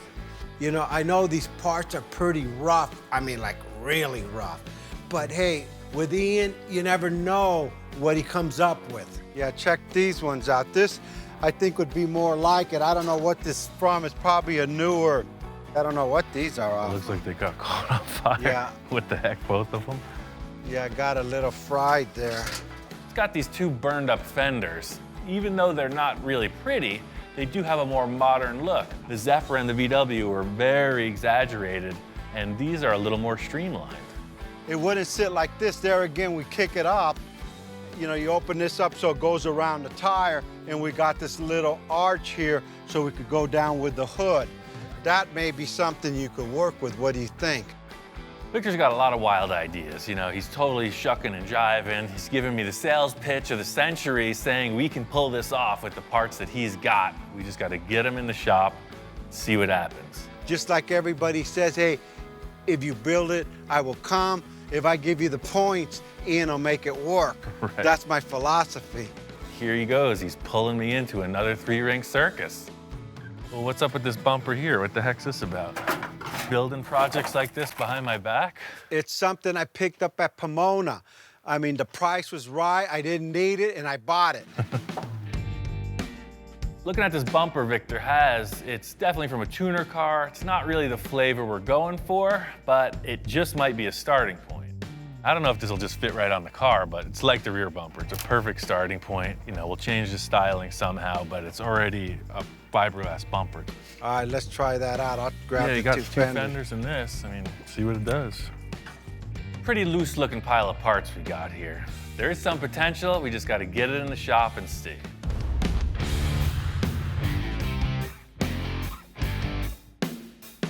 We made our selections and brought all these parts back in the shop to see. We're working with nothing here, blank slate. First order business is to try to mock up some parts. The Sterling's square, and that's just not what we're going for. You see, everything's out of proportion, but the way I seen it was like this. I'm just looking at this point going down into the hood. All this will be discarded. This is all I'm looking for, and actually up higher. The whole style of the front end we're trying to create here is sort of like raised fenders, super low hood height. Put these burned up fenders on the car, and it's sort of the direction we're looking to go. These are already way better than the Sterling because they're so much rounder. We're getting away from this flat, faceted shape, and you got an arch, man. It's working. it kind of fits. This is how Henry Ford did it. I'm sure. The only thing he didn't have was cordless tools, man. The concept we're creating here is nothing different than any customizer's ever done since all this started. You know, you have some handmade stuff, but you're using production pieces and you're warping them into your own new flavor. I mean, looking at the rear fender, you know, again, you're gonna enhance it a bit, but it's a way better starting point than that flat Sterling thing. And still, I know you're gonna want it way more up in the center, but see how we can just do the same thing as the rear, just pie cut it, segment it, pull it down, and we'll just have to add some kind of curvature to the top. I can see these fenders getting us to where we need to go, but I really want to put on the nose piece too. You know, it's all got to work together. It's pretty loose, man. It's the face only a mother could love. Yeah, to be frank, it's terrible. I think the clinical term would be butt ugly. This front bumper isn't really what we can use. I mean, in the end, it's kind of less than spectacular. It's, for now, I'm gonna call it a placeholder. It's out of proportion. The fender, something doesn't feel right. They did look curved out in that lot, but once they're here on the car, they appear pretty flat.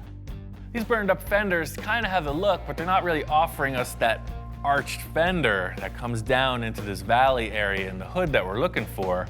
I'm gonna lay a sheet of aluminum in there, just try to visualize what these contours can offer potentially, and just see if it's gonna work.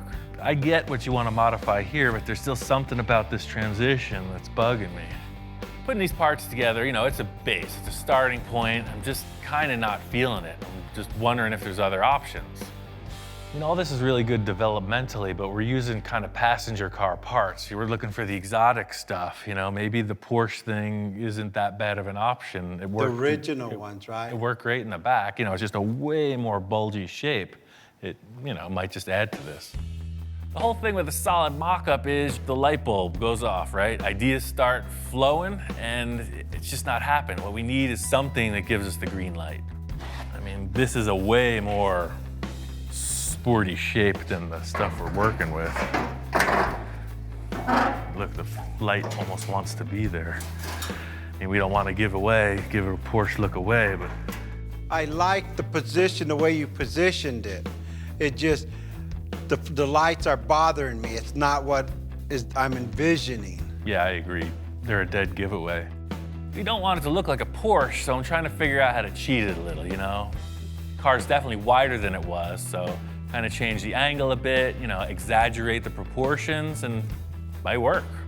This is way more representative of that transition to the valley you're talking about. I mean, maybe a Porsche fender is kind of the best option. Yeah, and then once the light comes off and then all this metal comes all the way down and meets the bumper, then whatever light we decide to put in here, and there's my valley, right? Sure. There's my valley. Maybe just tape over them, primer them like we did the back, just gray it out. These fenders seem like a good choice. I'm gonna mock them up, rough out some tape lines, just kind of see what it's gonna have to offer three-dimensionally. Victor's big concern is that he doesn't want this to look like a modified Porsche. You know, we're using these parts, but in the end, I'm sure it's gonna look like one of a kind. I could see that working, man. It's nothing that I would take home to my wife at this point. You know, one step at a time, man. Nobody said it was gonna be easy. I know Victor's pretty nervous about this mock-up. It's totally loose. I got a couple ideas. I think we could pull this off. I just gotta pull another rabbit out of the hat. Got a general idea of how this thing's gonna look. First thing I need to do is trim off a bunch of the material from the front of the roof. This is just like the trimming back of a freaking shrubbery. You get rid of the stuff you don't want. This whole roof shape is gonna change. But again, the parts that are critical that Victor wanted are still intact. Victor's always about the inspiration, so he's brought in a number of inspirational reference points. I got a couple of other ideas for him.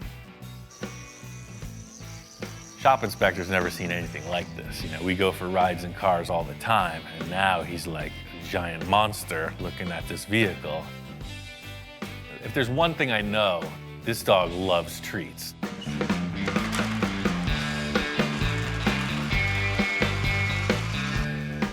Supercars.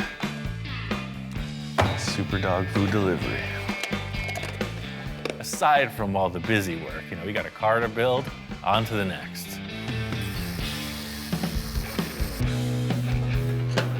First thing I want to do is get rid of these headlights, cut them out. I definitely want to do something way different on the nose of this. This is way better than those other funky parts. These fenders are just perfect. Because of the rim and tire selection, you know, the fenders were not going back in their stock place. So what I did was I moved them out, changed the angle a little bit, raised them up. So, you know, even though they are Porsche fenders, they're nothing like it if you put it side by side. It's pretty impressive. But again, there's a giant hole in the car. I'm thinking about one thing that just might work.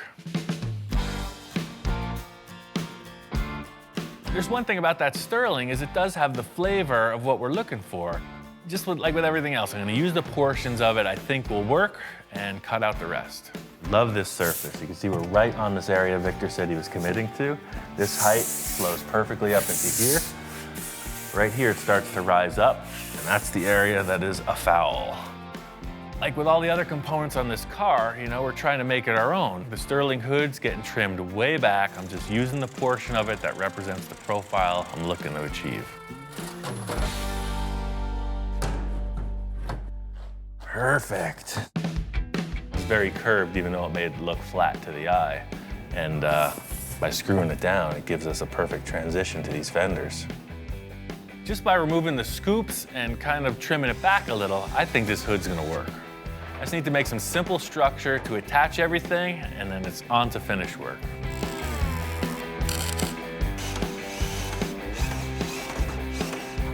Use these aluminum sheets, it's the same process as in the rear, just trying to create a contour, something to build off, and the look that I want. Being that this car is gonna have a mold on it, in the end, the construction here, anything goes. It's purely a mock-up. Now we're getting somewhere. This is all about the concept. I'm gonna tape some of it up, spray paint it, sit back, check it out. Getting these fenders mocked up, I really see the potential of this valley and hip fender aspect Victor was trying to get his point across about. I see a issue with that bumper. Maybe that one's not the right call for the car. We're gonna have to figure that part out. I'm positive this bumper is not the right look, but what it's offering is a structure to build off of. Welded in this mounting bar to support the bumper, but I definitely have to widen it. One thing I've learned from chopping up a lot of cars is to retain the look of the thing, you section it, it's gonna cut both ends off and widen them out independently. As crazy as this sounds, my whole idea here is to just sheet the thing with aluminum. You know, we'll have a blank slate and we can work forward from there.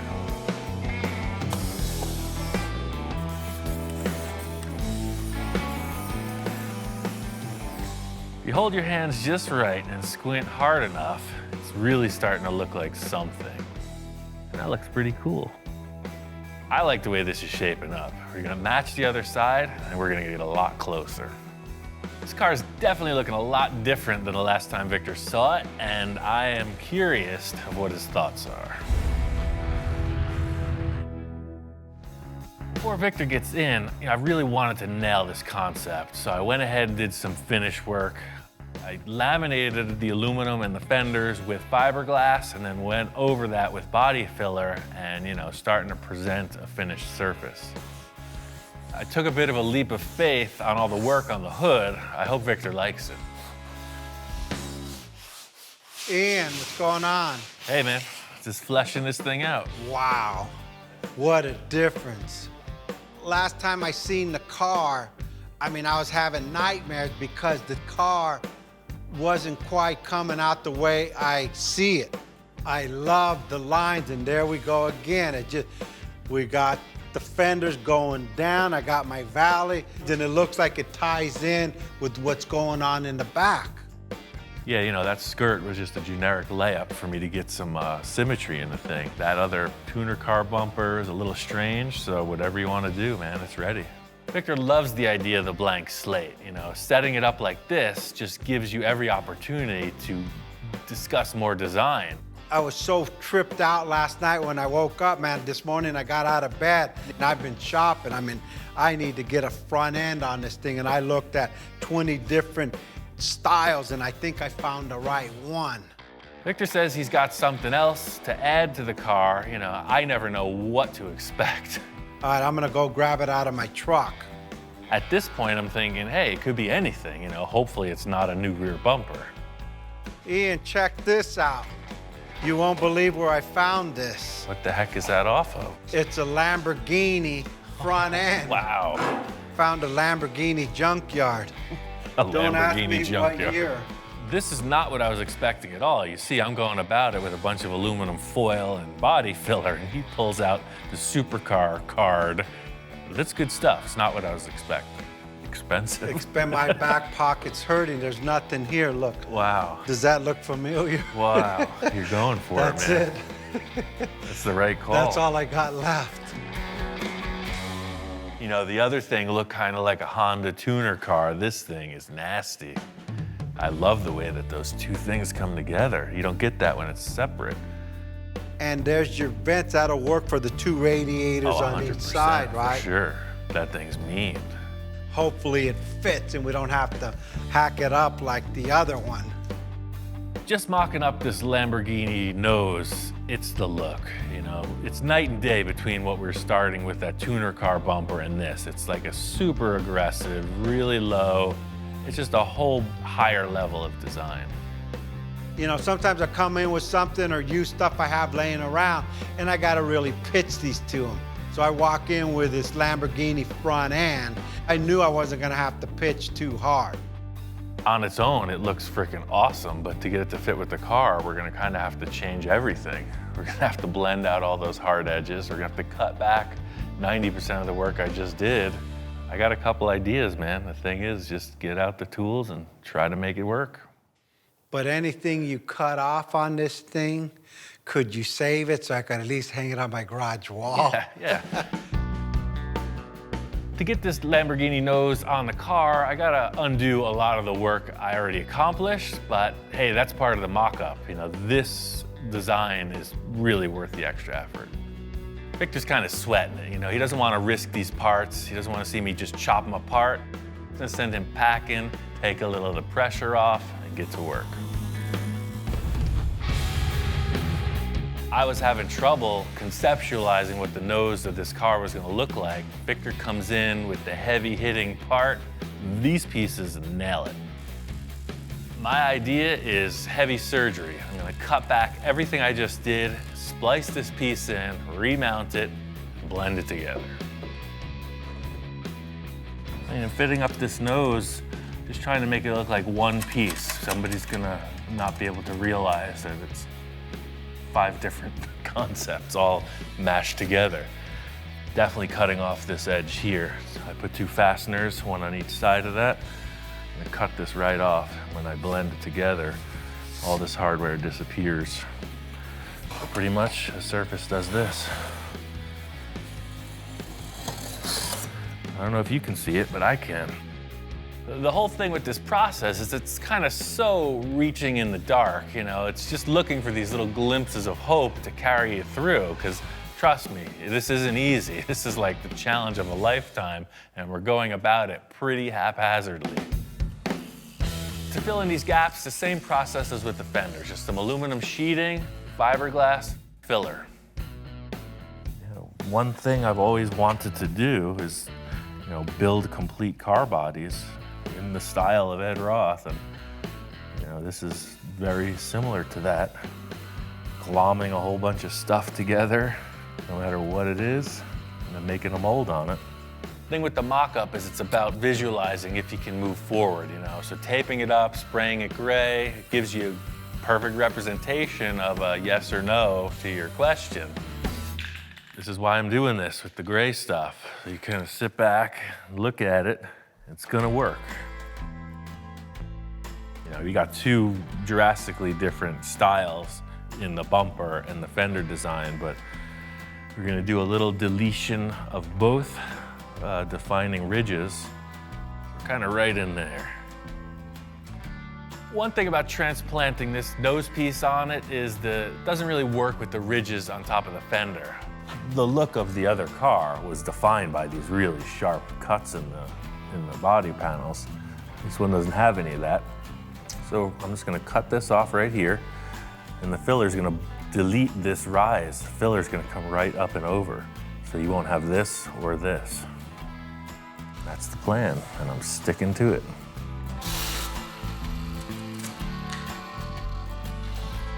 Victor gives me all these exotic car parts, and I get to destroy them. It's the best job I ever had. In trying to make this thing look a little less identifiable, on the side vents, you know, we softened the edges on that, trying to get away from that, round it off a little bit, and make it our own. I'm really happy with the progress we made on the front of the car. The nose looks awesome. It's really gonna define the styling for the rest of the car. The roof needs a ton of work, and there's no sides on the car. We got a huge challenge ahead.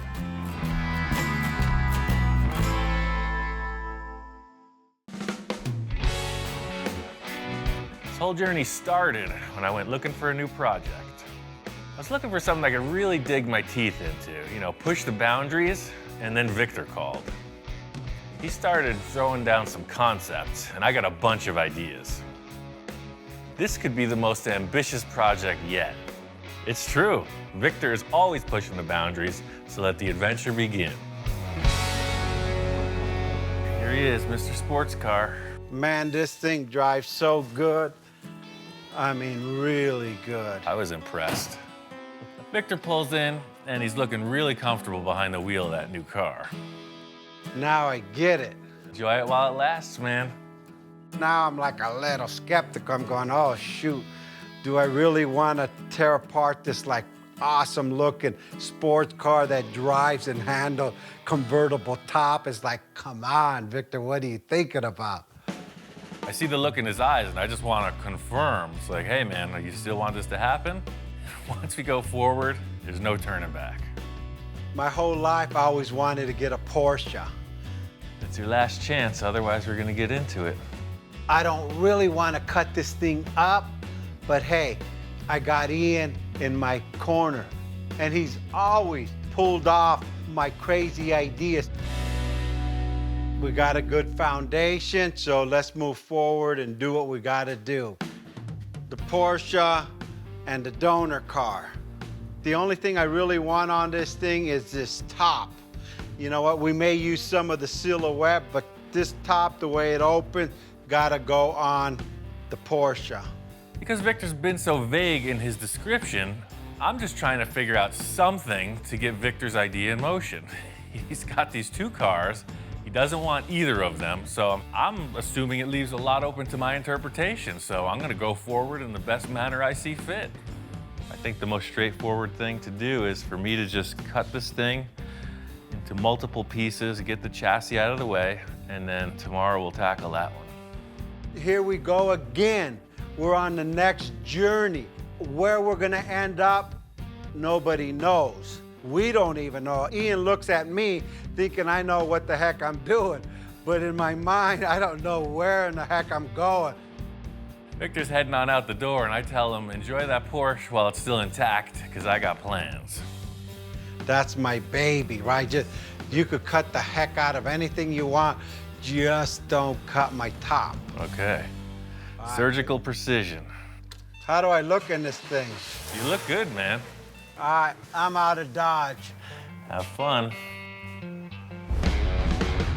I guess the first thing is to lift this roof up and get rid of it in one piece. One thing I can say is I'm a master of disassembly. We're gonna work right through this car, pretty simple. I said, it's not locked.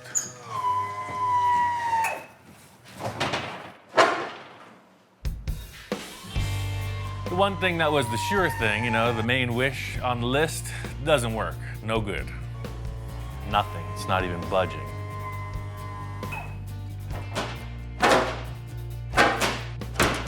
it is, the hydraulic pistons, they're hydraulic. So as you try to lift it, there's no way to lift it. They're sealed shut. That's a super sketchy aspect of the design. You could see what happened. This car failed and somebody got locked inside. And that's why that window's kicked out, guaranteed. The way this roof opens is it's a hydraulic unit, so you cannot just lift it up. There's oil inside it and it's non-compressible. So if the motor doesn't lift it, you don't lift it. So what they did was they filled it with oil.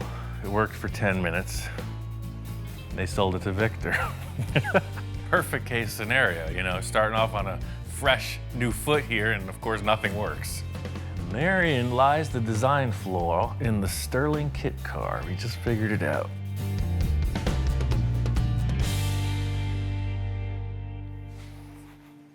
Just gonna cut these 4 bolts and start over.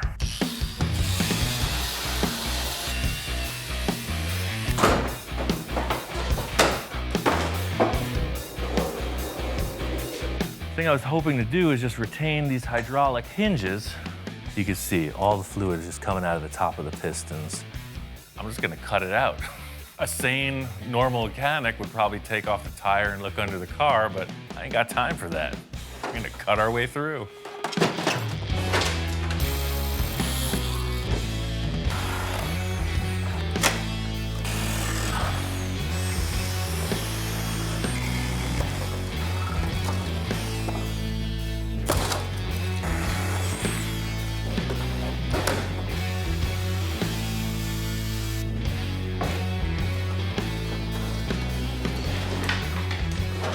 Ugly body's out of the way. There's the pot of gold at the end of the kit car. It's a Volkswagen chassis. Perfect running vehicle.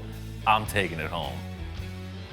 The funny thing about putting this on the floor is all of a sudden it's just a concept car. It looked kind of weird up in the air with the Volkswagen suspension under it, but it actually looks more like some kind of a race car once it's laid down on the ground. Kit car is gone. Victor's bringing that Porsche back. It's a whole different process.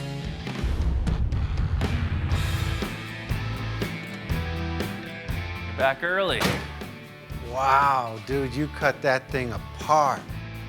I don't know, something doesn't feel right here.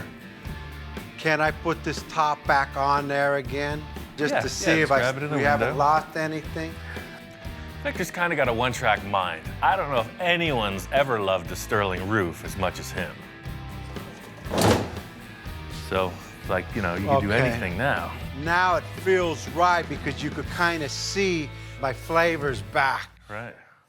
The number one thing I found out is that hydraulic unit is bunk. What happened was they filled it with oil. You were able to lift it 5 times and then it failed. So that either needs to be rebuilt or replaced entirely. I'm not concerned about the hydraulic. I was concerned that he's gonna cut my roof. You never know with Ian. So this thing's apart. I'm ready to get into the old Porsche, man. I got a couple ideas on that. I'll just take it all apart. By the time you come back tomorrow, this thing will be bare bones, ready for construction. But remember, one wrong cut of a wire, it won't turn on, it won't go. This thing has sensors everywhere. I know, that's what I was reading about online. I did my research. I know how to take it apart without messing up with the computer. I'm on board. Let's do what you gotta do. Might be a little painful to see it break apart. Like, really painful. You know how many people are gonna be pissed off at you, not me, people. He did it, I just watched. This is the part where some people flinch, but just like the surgeon in the operating room, you know, sometimes you just don't want to see it, but you want to get fixed. All right, man, I'll start taking it apart. Talk to you later. I'll just... Don't be nervous, I got this. You know, I have complete faith in Ian, I guess. Well, first things first is to disconnect the battery and unbolt everything I can. This is the white glove tech disassembly.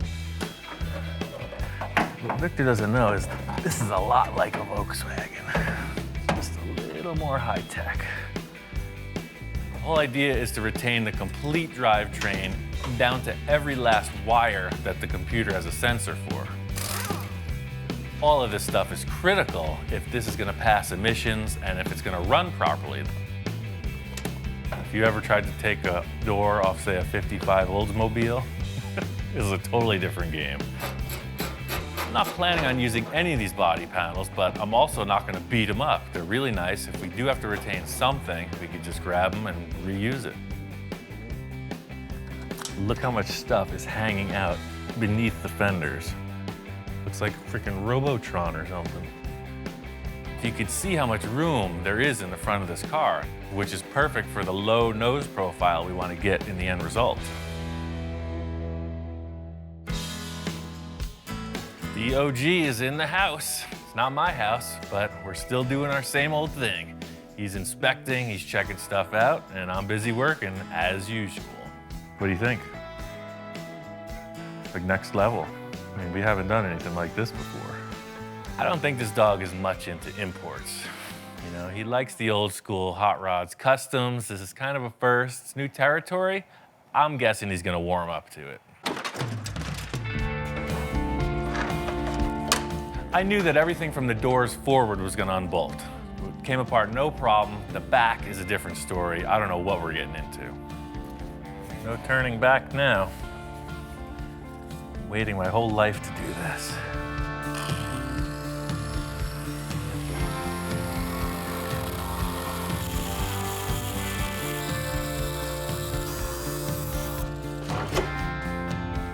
That's exactly what I was hoping to see.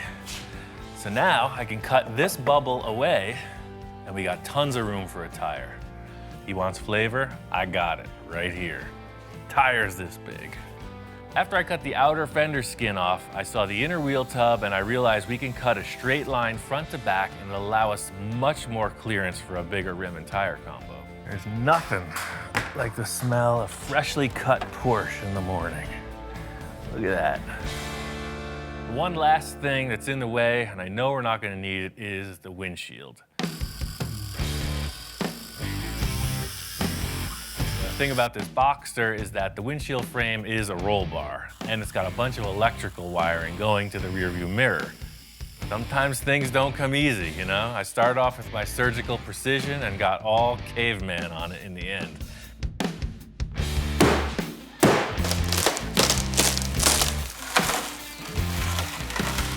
I love the choice Victor made with this Boxster. As a concept car, it's ideal. The fact that it's a convertible, all the structure's still there. That's a huge plus for a kit car scenario.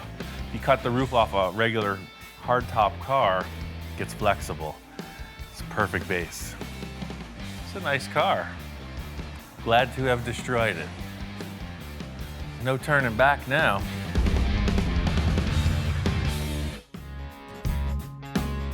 This thing's looking like a blank slate. I'm really happy with the way it broke down.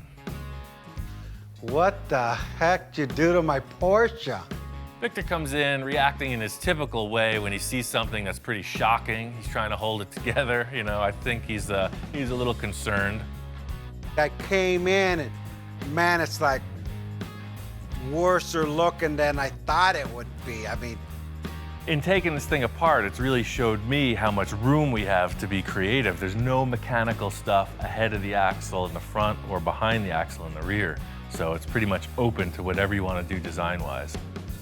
As Victor's walking around, I'm just giving him a rundown of all the positive things I'm seeing in this vehicle underneath.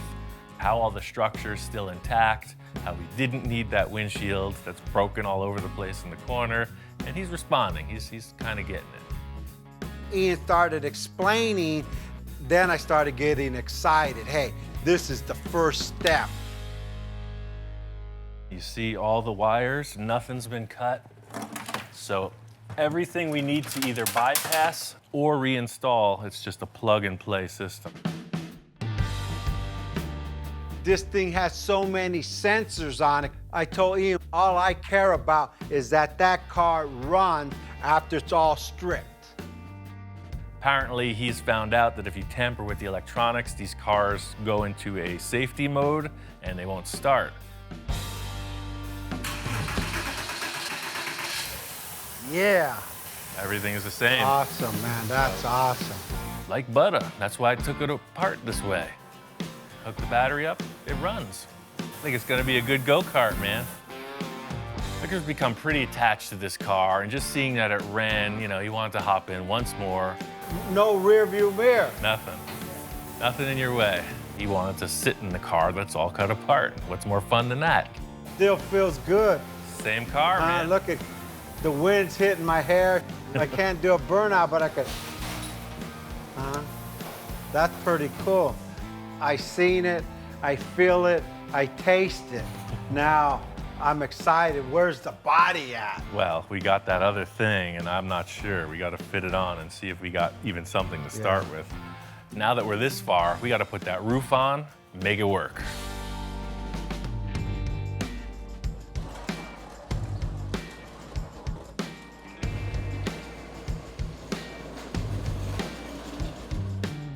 I mean, just to realize some form of an idea to hack two cars apart is a pretty big investment on your part. I hope something here is gonna work. I gotta cross my fingers. 1, 2, I need more luck. 3, 4, 5, 6. Okay, let's go for it, man. The thing that I was mainly concerned with from the start is how wide that dashboard is. That actually fits. Wow. What the heck? It is literally the exact same width, pillar to pillar. The dashboard totally fits in there. That's ridiculous. That's my roof. My cockamamie idea literally worked. I'm that guy that just thinks these crazy things up and hope they work. I mean, I'm even crossing my fingers now, and that thing worked. I think you rolled the dice and came up pretty good. Just seeing that this roof fits, I mean, that kind of makes me fearless at this point. I was very apprehensive, but I could see how your brain's working, you know? We could do anything. I mean, hey, now it's simple. We just got to design the whole car. The crazy thing is a lot of people might wonder what the heck we're so excited about, but you know, for me, it's the initial 2 days of mock-up, and that's what this proved, is that the concept is solid. You know, the whole car did have to get taken apart just so we could see this. When my children are born, it's like they're the most beautiful baby there is, and you're like, oh, and everyone's looking at it like, whoa, what's that guy looking at? The car only a mother could love. We got a little of that, a little of this, and a lot more of nothing. All we gotta do is build a car now.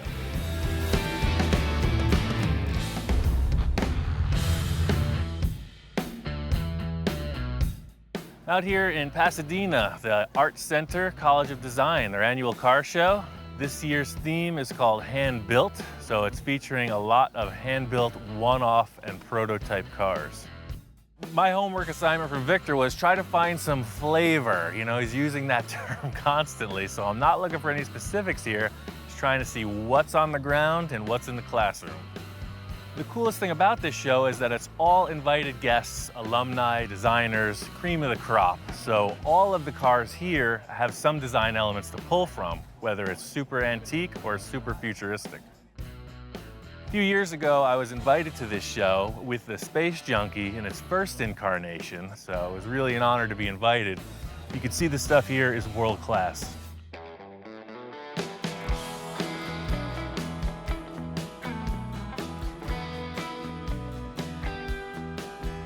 They got a lot of really expensive exotic cars here.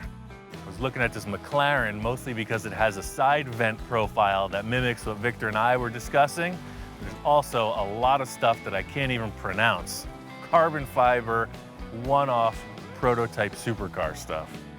This McLaren has a door that opens by a wave of your hand. I don't know how it works. A heat sensor? It's like the magic touch. Look at that. Yes. Super cool. Some of the things I was really paying attention to were the side vents, the exhaust placement, all the different features on these supercars. This would be a pretty interesting design for Victor's windshield, where the center comes through like that. I love these little fins coming off too. You don't see that.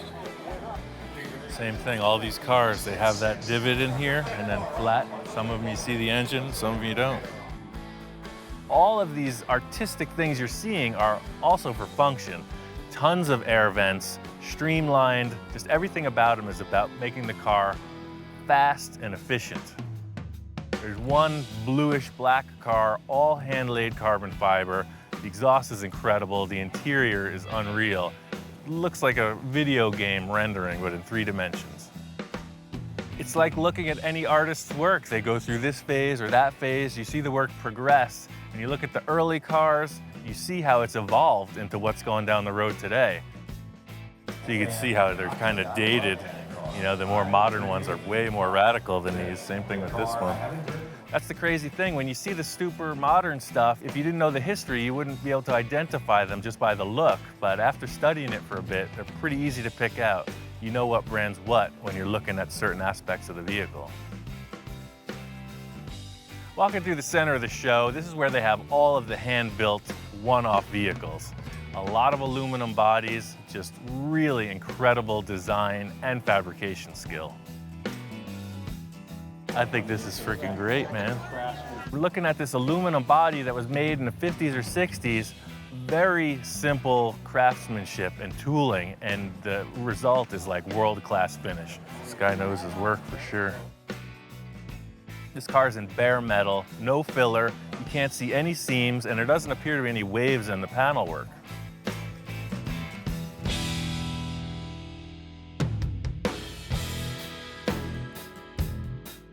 It's really about trying to find something unique. I'm looking for the oddball. There's this 1936 Scarab. It's like a minivan from the past. Incredible. The thing I love about the 30s cars is the Art Deco stuff. This is totally inspired by some kind of an insect. You see the beetle on the front, the way this all opens up. I don't even care how this applies to the car we're doing, but come on. Flathead V8 in the back. I want this. I'll trade this guy 6 cars for this car.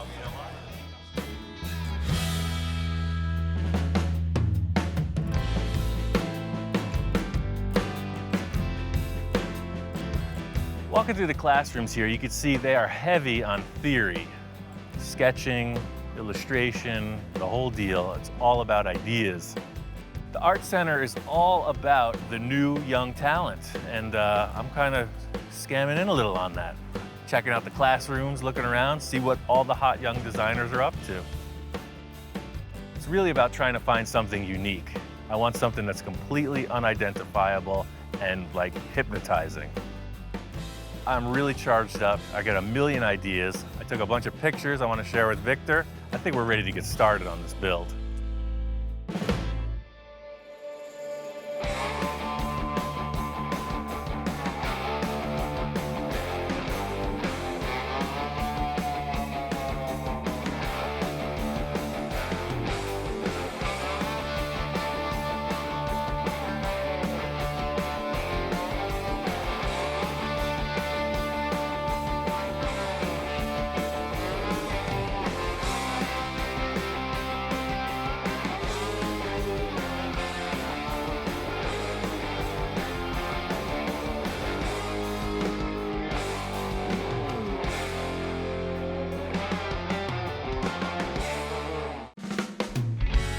This build continues to evolve.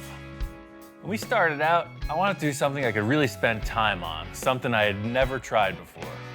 And that's pretty much what I got. Building a custom body and mold over a Porsche chassis hasn't been quick or easy.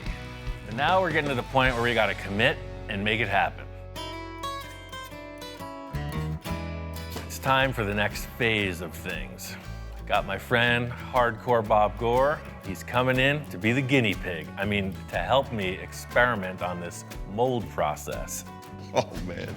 When I walked in, yeah, I was totally floored. He totally blew my mind when I saw what he had sitting there for me to work on. So, you know, Victor wanted a concept sports car. So this is where we're at with it. You're definitely on the right road there. Ian does classics and custom classic work and things that you would totally think of nostalgic, and it totally blew my mind seeing that, walk in and see that he's working on a supercar. Man, when you told me about it before and you sent me a couple pictures in the works, but this is this is beyond what I was thinking already. The whole thing with this is that this isn't the finished car. This isn't even the car we're building. We're gonna build a mold on this. Why are you building a mold instead Well, of just making this the car? Seems like every time I just throw this term, we're making a mold on the car, people just are all question marks. Bob's the same thing. Like, what do you mean? It looks like a car right here I'm looking at. And I'm saying, no, this is just a sculpture. It's about 5 inches thick. I was gonna say, it feels pretty solid. Yeah.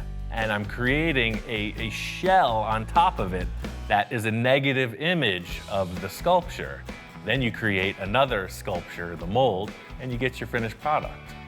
By not creating a finished piece, by doing it more like a sculpture, we're able to change aspects of it. And in the end, the mold will give us a really lightweight finished body. But this thing has to weigh 3,000 pounds as it is, just the body. We started going over why he was doing what he was doing. And the thing that came to mind was, hey, we're doing this for Victor. And Victor is a master of change and improvement. I never would have thought of making a mold out of it. I would have just made the first initial car and said, there it is. Yeah, that's the thing. It looks good now, but the kicker is I've never built a mold this big. So that's why you're here. Guinea pig. I can blame it on you if it doesn't work. Right. That's Okay. the ball guy. I got a test piece over here, so we're just gonna make a mold on that. If that works, we're gonna make a mold of the whole car. Everything I've done so far has been in order to get to this mold process. So this is like the critical moment. I think we should do a practice on this Mustang hood because all these contours, if we can get it to release off that, I don't see anything with this amount of draft on that car.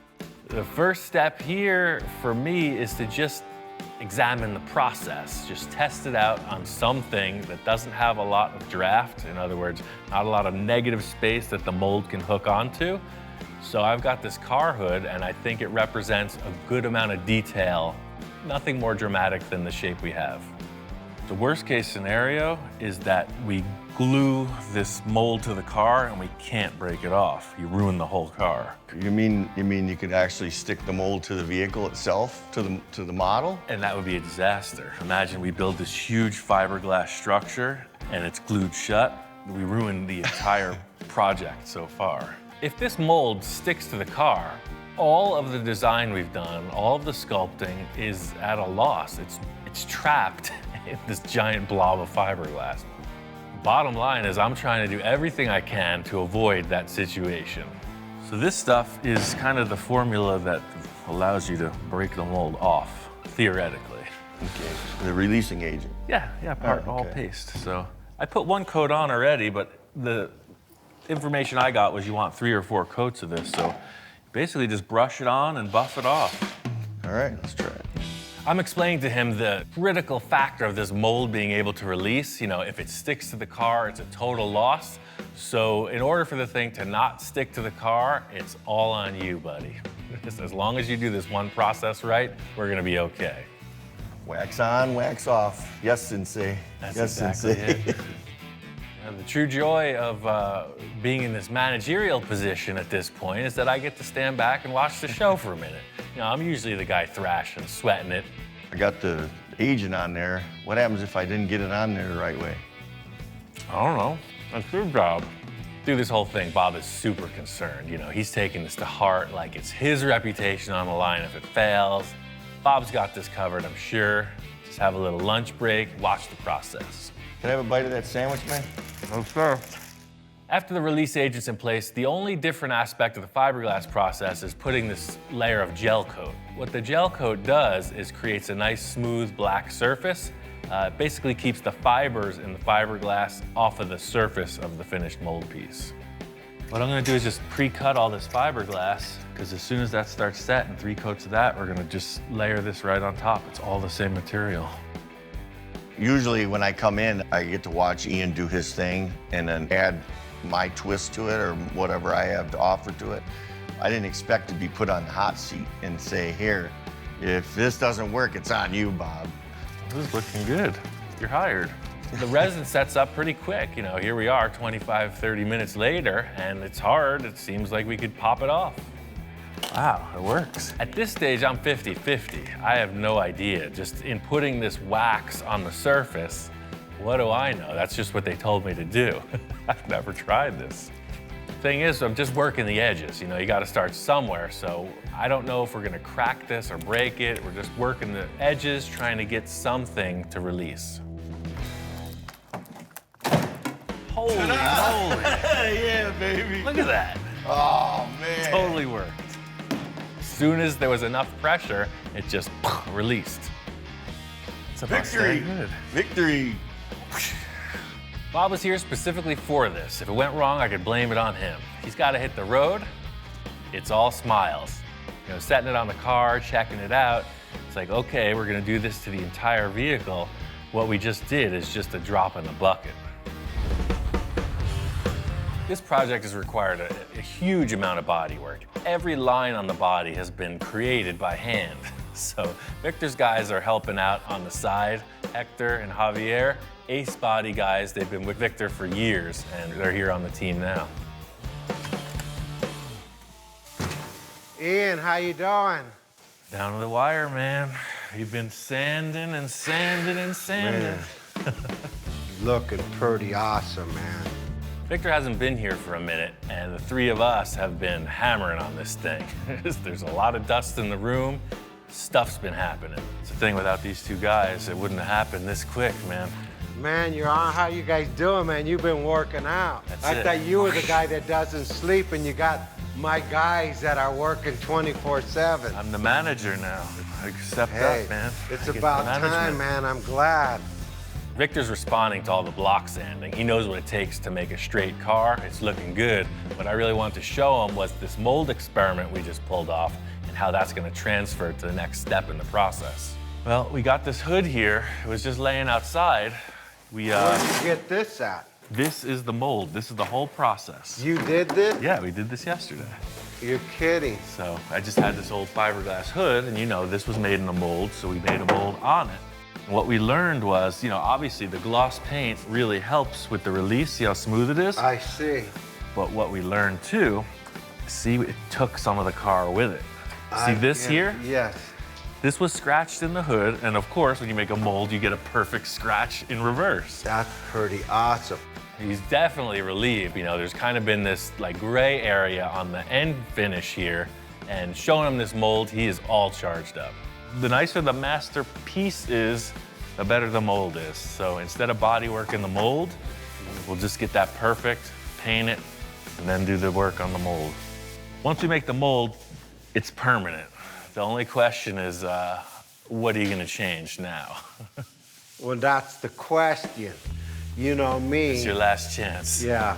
I'm all amped up to get on with this, you know. I've got my salesman suit on, and I'm telling Victor, now's the time, man. It's gonna happen. If there's anything you need to change, speak now or forever hold your peace. All right, well, let me give it one last look then. Victor's sweating it, you know. He's a man who loves to modify stuff, and he's taking it to heart, you know. It's like the guy at his wedding, and he's not 100% sure. It's like, dude, is it yes or is it no? You know what, Ian? I'm committed. Let's go for it. No more changes. I'm done. Praise the Lord. The debate is over. Victor said he commits. He's going for it. The thing is, the mold requires that nice surface to release properly. What it means is we're gonna have to get this car painted like final nice gloss show car finish.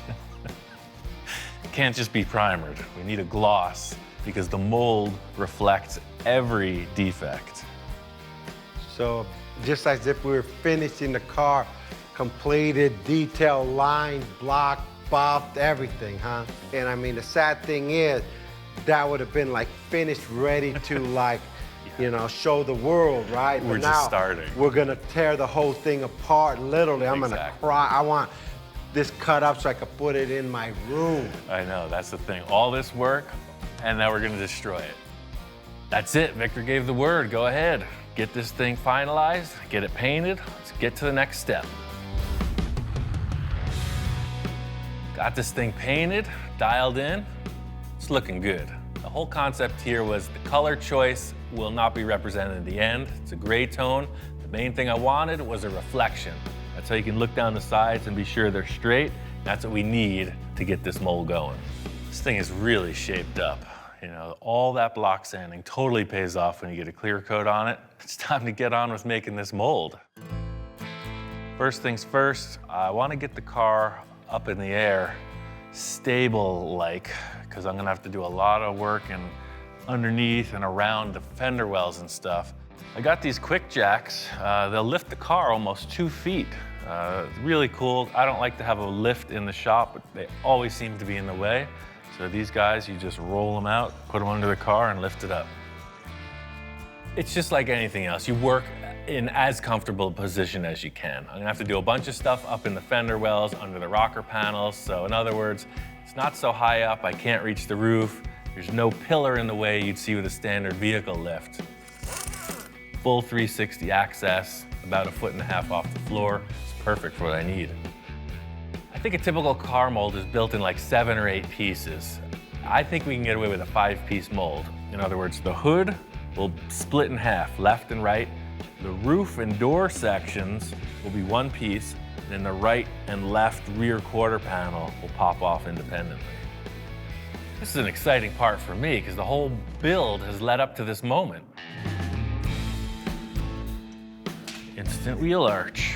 The whole thing with the parting line is the mold has to separate. When you reassemble the parts, you want to be sure that they don't shift, because otherwise you're going to have a big step in the surface. So my simplified keyway is using this board. It's a door jamb with ridges.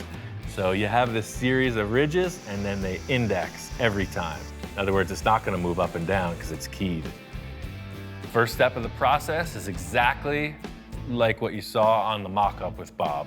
Just gonna put this release agent on. The one difference is this time it absolutely counts. Hey, what's up? Oh. What is this, Fashion Week? Come here. Shop inspector's here just for one quick glimpse at the magic. You know, he knows this is not the standard procedure. He's very concerned, so it's a toxic environment. Bottom line is I am going for this solo. Unsupervised, no inspection, no quality control, anything could happen. Later, Wonder Mutt, it's been real.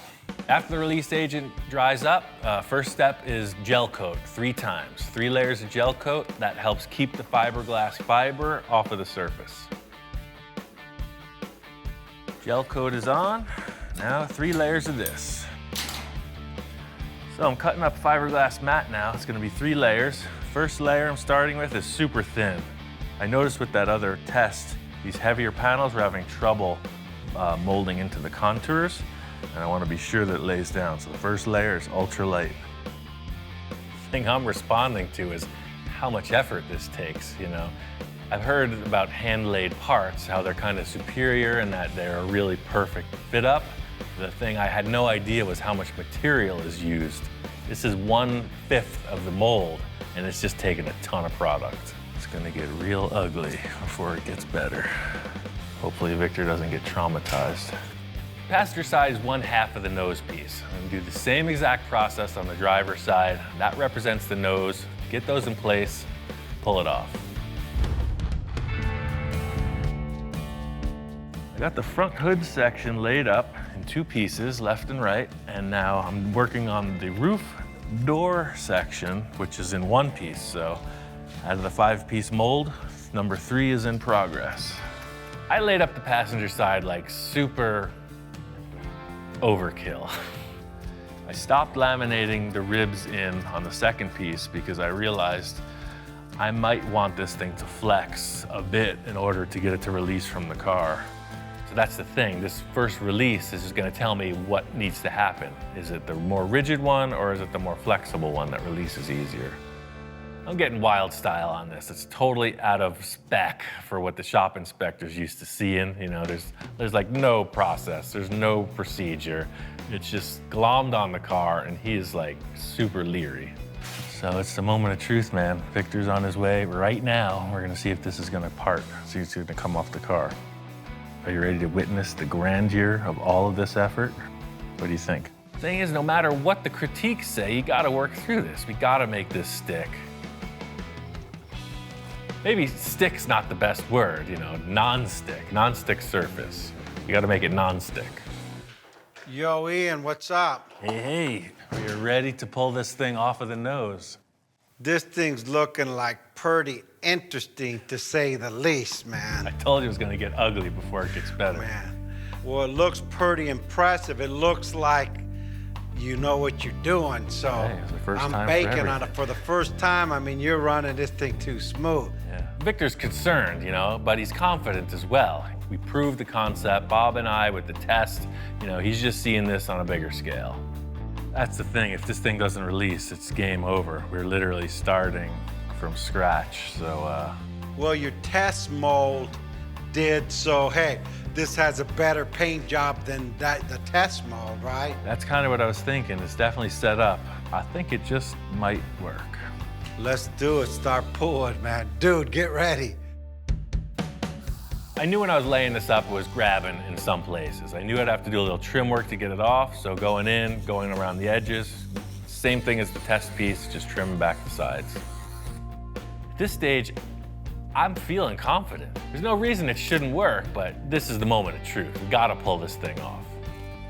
Going in, just trying to start this prying procedure, and I'm expecting it to pop, to release, like it did.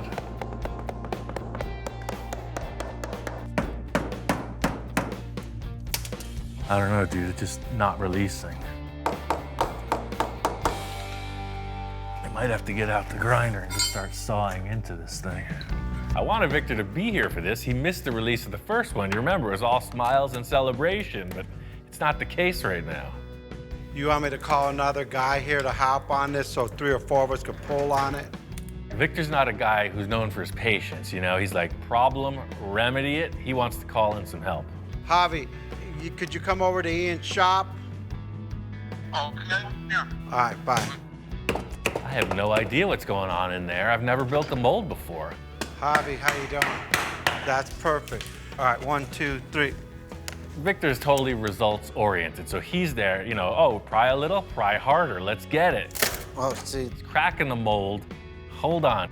Something's trapping it here. One thing I was thinking from the start, these vents, they do have draft, they do have a bit of undercut. I'm thinking, quick solution is to cut that area out. We can always patch it in later. Oh, yeah. I think that was keying Yeah. it in. Thing is, I trimmed this out and it's still stuck. It doesn't make sense. We have a perfectly smooth, polished surface. What's it stuck to? We got the mold on the car and it's not releasing. This is not good. We're at the risk of losing everything we've worked for. We gotta get this thing off. Yeah, that side's coming up. It's just in here. Oh, did you hear that? Yeah, There see. went the whole thing came up. All right, let's go on the count of 3, all of us, I guess. 1, 2. There it is. When it released, it's like, oh, perfect. It's exactly what we were hoping for, a half hour ago. It was glued itself to the paint. How weird. We will pick it up and we look back at the car and I see the paint has totally delaminated. I mean, it's a mess. The only thing I'm thinking is the paint not being cured up, it became like a glue. I guess the heat from the resin kind of caused it to become liquid again, and some of it went with the mold, some of it stayed with the car, so it was literally, that was the lock. It was a freaking suction cup. And look, it's not even stuck to the mold. It just came along for the ride. So the mold is in perfect shape. Getting this one piece released, the alarm bells start to go off. This is a problem over the whole car. This isn't unique to this panel. Let's break everything right now. Second piece comes off. I'm multifaceted, back in the salesman's role, and I'm like, no, don't look over there. This is what you're looking at, and the mold is good. Piece of cake. Might not be the prettiest, but hey, I know we got what we needed out of this. I think we made it. It was a little sloppy. We got it. Next, we got to get the roof section off, but it's as stuck as the rest. There it is. All right. Getting the roof off was a huge thing. Now I just want to work through the rest of the car. My idea with the mold being in 5 pieces, 3 in the front come off independently. I just want to get to these rear portions. This is the biggest panel in the car. These two rear quarters, they go literally from the rear license plate right up to the front tire. I hope it releases. Thing is, I'm in the thick of it, literally. I thought it was gonna be, oh, we put it on and we take it off, and that's not the case. This is a stumbling, messy dance. All right, that's the way it's supposed to work. We're getting results. We're not out of the woods yet. I just got one more rear panel to go, and then we can see if this mold is actually gonna work.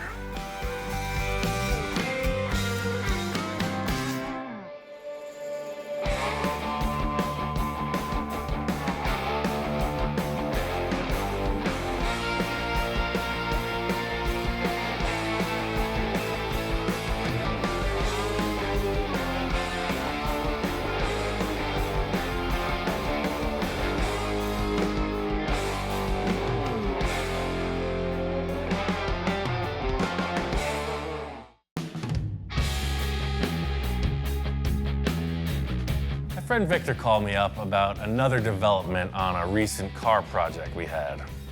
I said, hey, Ian, the Grand Nationals is coming up in the next couple months. It's one of the best shows in California. We need to get the T-Bird in there. He says, yeah, that's a good idea. Let's do that. Victor's been a client for a long time. We made this bubble top T-Bird show car thing, full custom body, skirted wheels, hydraulic opening, clear plastic bubble top, just crazy, futuristic show car. Once I started thinking about Grand Nationals, I said, hey, we need to change the look of this car slightly. So I said, hey, Ian, do you mind if we blow another bubble? His eyes like lit up and go, I don't know if it was a sign of happiness or a sign of, oh, shoot, what's this guy get me into this time? Trying to create this clear plastic bubble top was a crazy ride. We figured it out, very grassroots in how to accomplish this. Had a couple failures, a lot of research and development. The way that we have set up, it's very limited sight inside the oven. Until the thing cools off, you never know how it's gonna stay in shape. It's sort of a Wild West shootout trying to figure out when to turn the heat off, when to raise the lid, and you never know what you get till you take the box and open it. The one we want to blow has got to be into proportion with what that car really is. It's a spaceship coming down to Earth.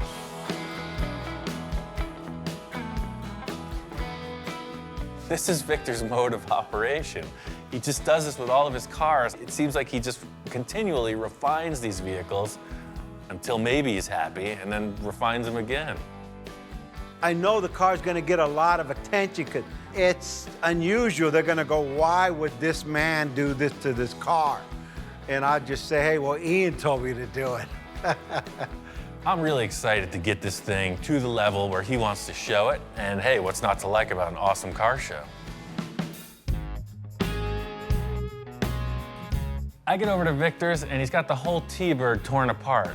It's taken back down to primer, and it's like Groundhog Day. It's like I'm revisiting ground we've already covered. Just like all my projects, I'm my worst critic. I mean, everyone thinks it's done, and I'll say it's done, but in my mind, what if? So there was a lot of what ifs on this car. My idea was lower in the front, bigger bubbles in the back. We got the classic setup. We got the barbecue grills, we got the wooden buck, and we got the box set up, just like we did the other bubbles. We're gonna blow one more bubble and try to refine it just a bit more. Practice leads to perfection. So we kind of revisited all our issues with the earlier model and stepped it up big time. Way more structure, new wood, stainless steel. Victor's bringing in his backhoe this time. You can see his game is in serious mode. None of these flimsy contraptions to lift the unit, full hydraulic power. It's on. At this point, all the preparation is prepared. Nothing to it but to do it. Light this thing and let's get it on. It's really hard to compare this to anything else. It really is more a leap of faith than any other contrived recipe. I know the scenario that goes on. You heat the plastic up and you get a shape, but none of them have come out the same, so I don't know how to dial this process in. I just know we get some kind of result every time. All right, everything's on low, box is shut. Victor's the main cheerleader in this event. He's convinced that it's gonna happen, but I'm trying to come up with a defined result. That's the real challenge. Are we ready to fire her up or what? And I said, well, let's go for it. And I mean, go, go, go, go, go. And he said, slow down. I said, no, Ian, we already know how you've already done 3 or 4. This one should go easy. Well, we got kind of a weird issue. Look how wrinkled up it's getting. You know, we rebuilt all this and insulated it so good. It's on low, and we're already at target temperature after 15 minutes. He's got his little heat measuring mechanism or device, you know, going all around. He goes, oh man, this thing's heating up too fast. This is where the alarm bells start to go off. When you change one thing, you change everything. We refined the whole unit, and now all the calibration is off. We're at 330. Sides, though, where we really want it to come up are only at 320. So the center of it's definitely hot, but the sides aren't. Well, we're not getting consistent heat. The back is 20 degrees cooler than the front. We're just having inconsistent heating issues here. You know, one minute I feel like we're winning, the next minute we're failing. I'm adjusting the grills. I'm trying to adapt to the current conditions. Bottom line is the plastic is heated up. We got to do it right now. We got one last shot at this, so it has to be right.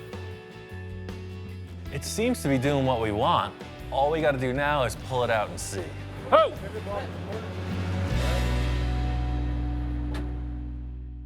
Captain, did we get it? We maximized our potential. Just leaving it up here for a few. I'm gonna let this thing cool down. It's good. It just the top bubble needs to go in just a little. You want it to be a little bit smaller? Yeah, a little bit smaller on the top bubble. Everything looks good. Victor is looking it over. He wants the front of the bubble to be a little bit smaller, so I gotta let some air out of it. Yeah, I think it's about there. We pull it out of the oven, and in looking it over as time passes, it's deflated. We lost all that definition, man. Let's try to blow it up again. It all went away. I took a shot, tried to add more air to it, but it's already hardened. It's not blowing back up. Ah, man, we didn't get it. It's off the buck. There's no more shape in the back. I think it's a loss. We get the bubble out of the oven, and it's not only deflated where he wanted it to, but it deflated where we don't want it to. And at this point, you know, I just look over at Ian, and I didn't know if there's anything more he could do to save this bubble. It's cooling off at a rapid rate. Last-ditch effort. The only thing I can come up with is put it back in the oven. Try to reheat it, try to save it. Ian said, turn the barbecue grills back on. We're gonna reheat this thing and inflate it again. I know this is our last try at this. It's our last sheet of acrylic. I'm not giving up. We gotta get this.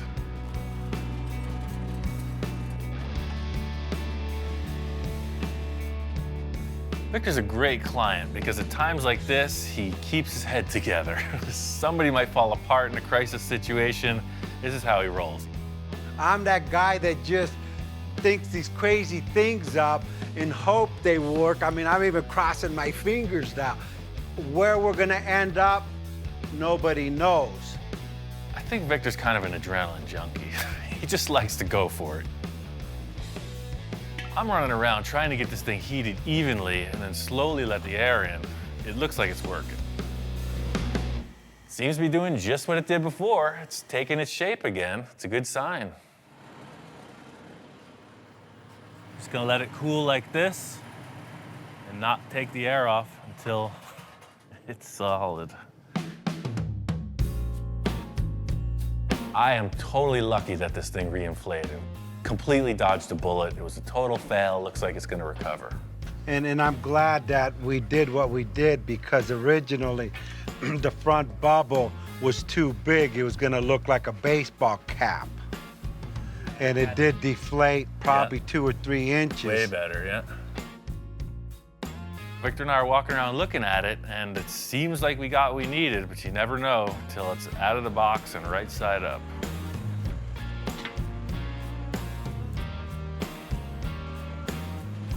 Victor's got his measuring tape, getting all science on it. I'm not gonna be convinced till we see it on the car. It's like, what the hell is that? Hey, it's some kind of cocoon alien being coming down to Earth to visit Trump. Just like with the setup, there's a lot of tear down. You let the thing cool, unbolt it, unscrew it from the backboard, trim it out before you could even see it in place. This is it. It's our last chance. It's this or nothing.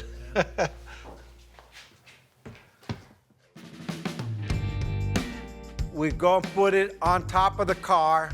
No one says nothing. It's like, I didn't want to look at him. He didn't want to look at me. This is a really crazy shape. Bringing it in next to the car, checking it out. It's definitely wild. I just don't know if we need it that wild. Firstly, we're trying to create this unique shape that no one's ever done.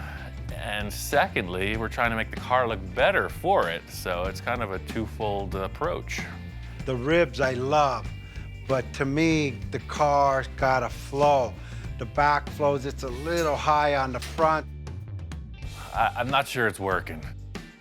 And I said, Ian, you achieved what I wanted you to achieve, but it doesn't go into proportion with the car. It's flowing in the back. To me, this should be coming from this point.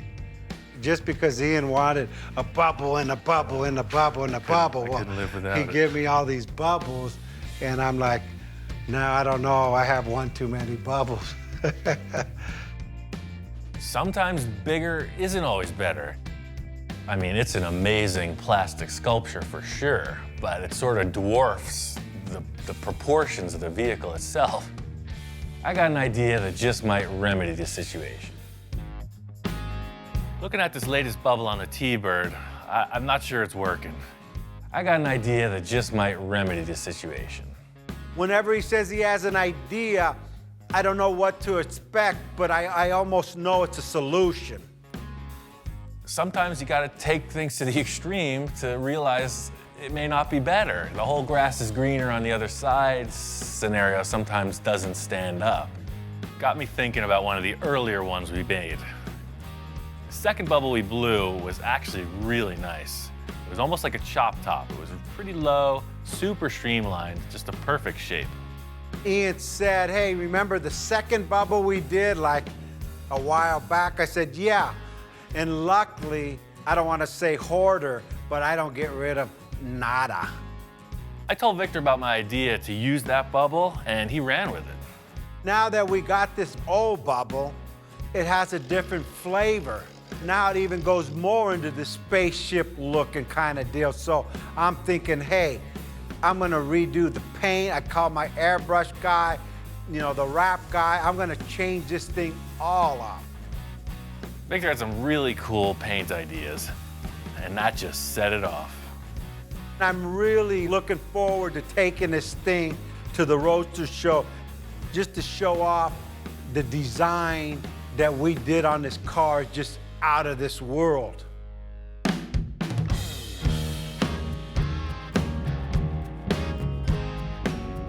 It's a 3-day event. Victor's gonna get here over the weekend. I wanted to get here right off the bat. As soon as the doors open, before it gets too crowded, I wanted to check this car out.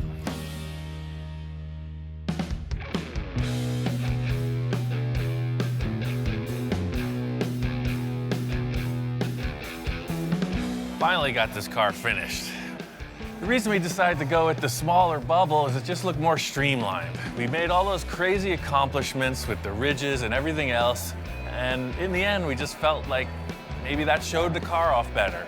It's got a really slick, low, streamlined look. The show just opened. We got loaded in.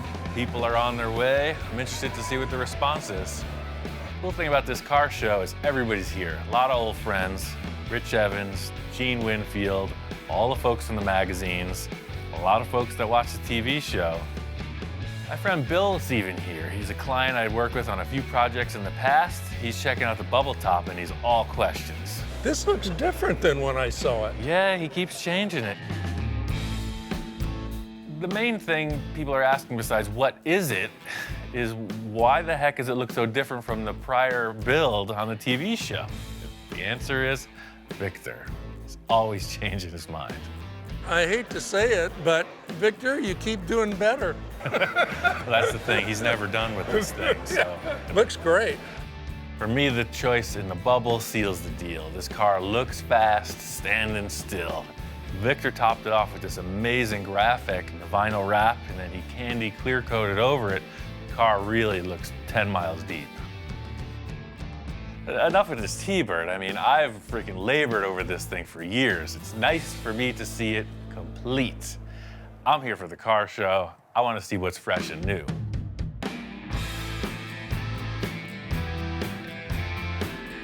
There's every different style of car here. The one thing in common is that they're all super refined. This is a top-notch event. Gotta check out the lowriders. This is where it's happening.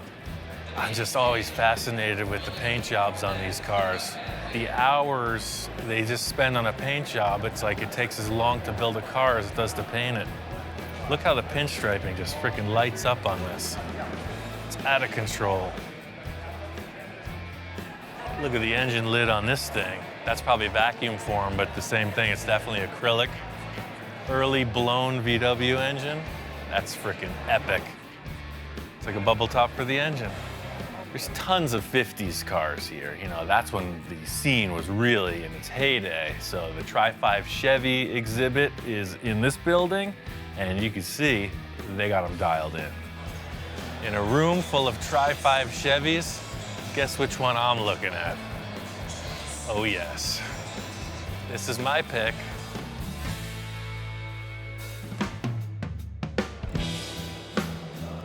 This is a car built by Gary Wales. I was introduced to him at the Pasadena Art Center show. If you don't know his name, look it up. He's incredible. He should have a show, not me. Built these giant vehicles out of antique truck parts. He builds hot rods out of super nice, like Rolls-Royce parts. Just incredible craftsman. When I grow up, I want to be just like him.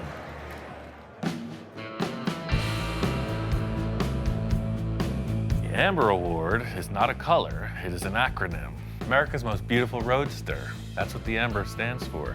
And it's like the world-class, best of the best, most beautiful roadster.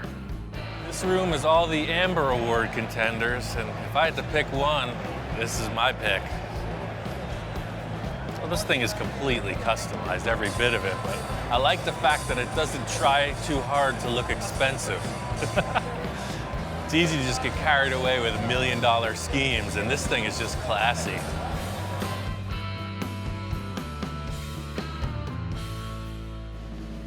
This is what we need more of. Walking around the show, I mean, there's a lot of nice stuff. It's also pretty predictable.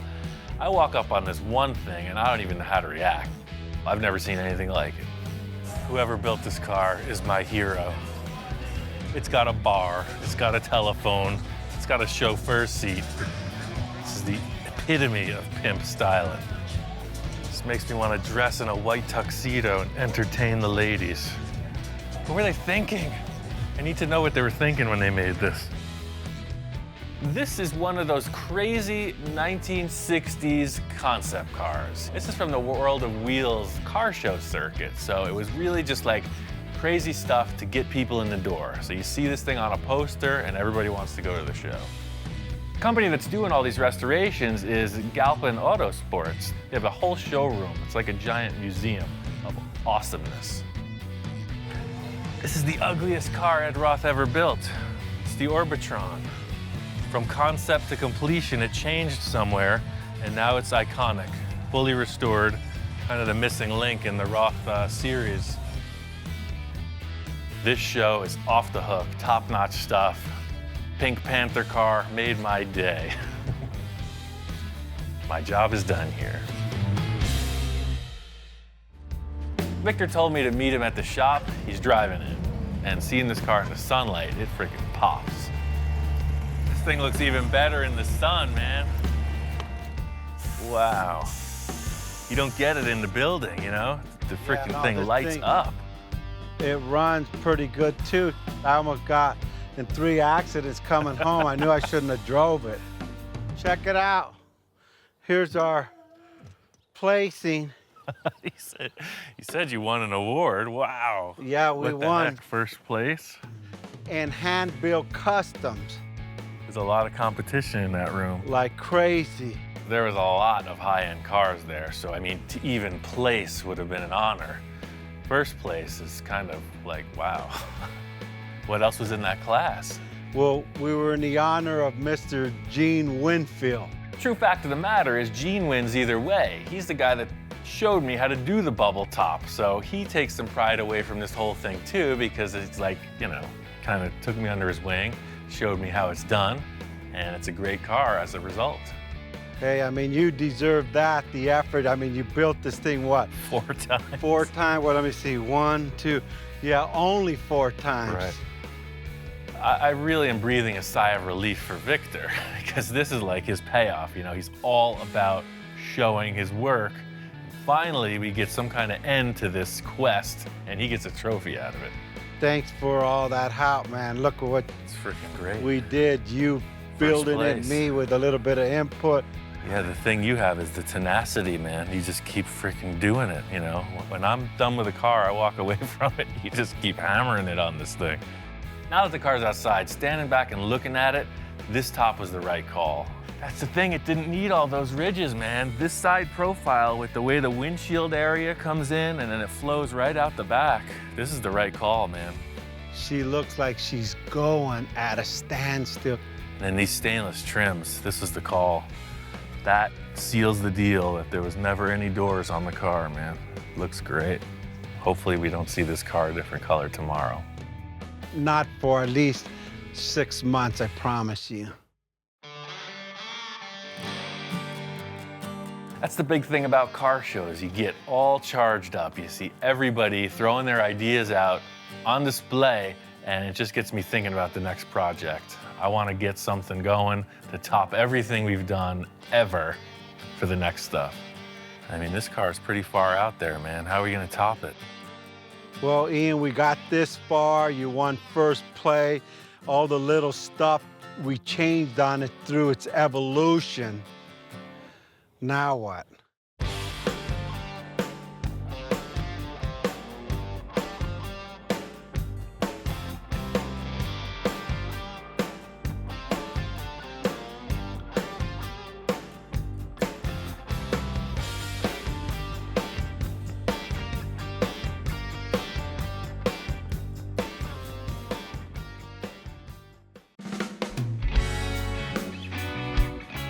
It's a long journey, but this build is beginning to take shape. We started out with a Porsche chassis and a Sterling roof. Victor loved the way this roof opened, and he wanted to build a whole car around it. So that's what we did. Because we're planning on making a mold of the body in the end, it's allowed us to use whatever parts we want to design the car. Now, we just got a part that doesn't belong. Making a lot of progress on this car, but looking at it front row center, we got a huge issue with this roof contour. Some of the concept cars Victor had shown me pictures of had this wraparound windshield detail, and you know, that's what I'm throwing on the table. Right off the bat, I tell Victor I got this idea that the windshield, you know, could look like a motorcycle visor on a helmet. You know, they go up and down, and it looks space age. So by putting this round window, like you said, like a windshield of a helmet, Right. that will match this perfectly. Oh, Everything's curved, supercar, wrapped around window. The window comes up to get in and out, man, that would be like off the chart. So can you achieve that? Well, I don't even ask. My question is, When? when are you gonna do it? Well, I think first we'll have to make a paper template. Just like the rest of this car so far, we're going to build off of the Sterling body, create something new. Victor and I discussed the possibility of using another vehicle's windshield. I just don't see anything that looks like spaceship stuff. So we're gonna have to build it ourselves. The thing is, if the windshield is just one piece and it opens with the roof, that's super trick. You just don't see that on the street. So that's the thing. This is the pitch of your windshield at this point. So you see it's not a very big No, visual. let's move it back 6 inches, move that line to there. Drive right to the Okay, seam. right there. Okay, now we got a lot more pitch. See, there we are. Now that's more. In the core, it's gonna come up. Just like the rest of the car, the Sterling is now just a template tool. So I'm laying up cardboard on it because I know it's even and symmetrical, and just seeing what kind of curve it'll offer. With this idea of this curved windshield, you know, a flat rooftop just isn't gonna look right. It's gonna look like somebody sawed the top of the car off, so it's gotta all contour together to complement the nose. Like you're saying, and you got your freaking rise. Yep, we got our little arc there. So I'm just gonna make an exact template of this window, and we'll flip it over to that side, so this curve that's coming up around the back will then turn around the exact opposite. I think Victor's main goal with this roof is to do something you just don't see. You know, he uses these words, these big words like iconic, timeless, supercar. His loose perception of reality is easily translated by my forehands. So you want to create like a little dome Yes, shape off the yes. roof, like up there, like That's that, right? it. That's what's missing. I love the idea of this mock-up with the cardboard for the one-piece wraparound windshield. It's exactly what I was thinking. Motorcycle helmet visor. I think it's a keeper. Finally, we get rid of the ugliest part of the car, man. Let's just bury that Sterling. We bury the rest of it. Just don't dig it up again. Dude, that was my inspiration. Well, The Sterling started the whole project, Oh, yeah. so that hurts. And the Porsche Sterling, how do you think it feels? Oh, it's done. I think I sold Victor on this idea. There's nothing to it but to do it.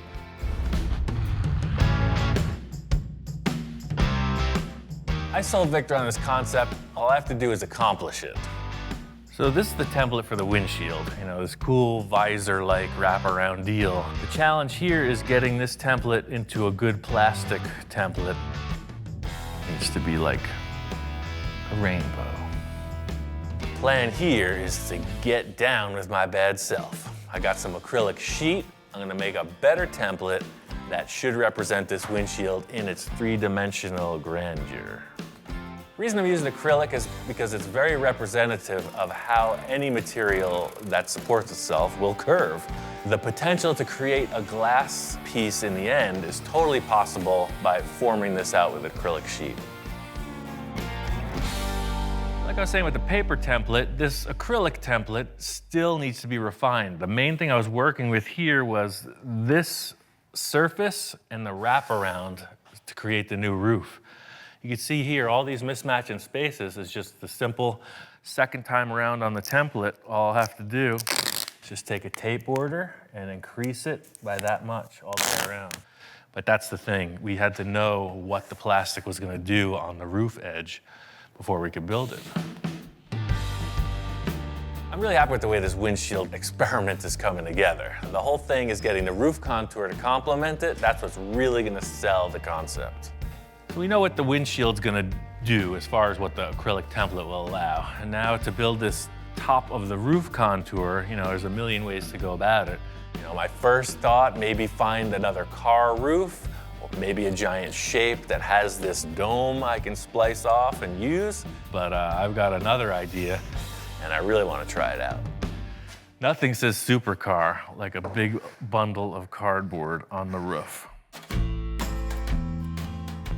I had 10 gallons of this stuff from another project. What it is, it's a 2-part expanding foam. So sort of like you put your catalyst in the body filler and mix it. That's the same process here. It's 50-50 ratio, 1 part to 1 part. I just don't really know how much it expands. Like, will this amount become that amount? I don't know. I like experimenting, bottom line. So if I do 2 of these of A and B, that's a gallon. I think 2 gallons.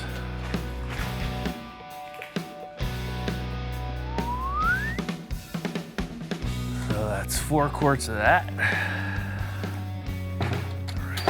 2 of those. And now you start mixing. The whole thing is if I pour it on the car like this, fully liquid, it's just gonna go through all the cracks. I don't know, I'm just mixing it up. We'll see what happens. I still got 4 gallons left. It just became twice the volume. Here it comes. Get ready. Whoa. Wow, I didn't realize it was gonna be that fast. Wow, that was fast. Oh, we're gonna need more, totally. It's not stressing the barrier. It's growing just perfect. Uh-oh. We're about to experience a breach. It's still growing. The whole thing is, this is a huge challenge. It's the challenge of the lifetime, you know? Just trying to keep it festive, keep it lively, you know, always thinking of nonsense to get you through the moment. For the little 3-inch rise we needed, I think we've substantially overshot our goal. Shoot for the stars and you just right reach the moon.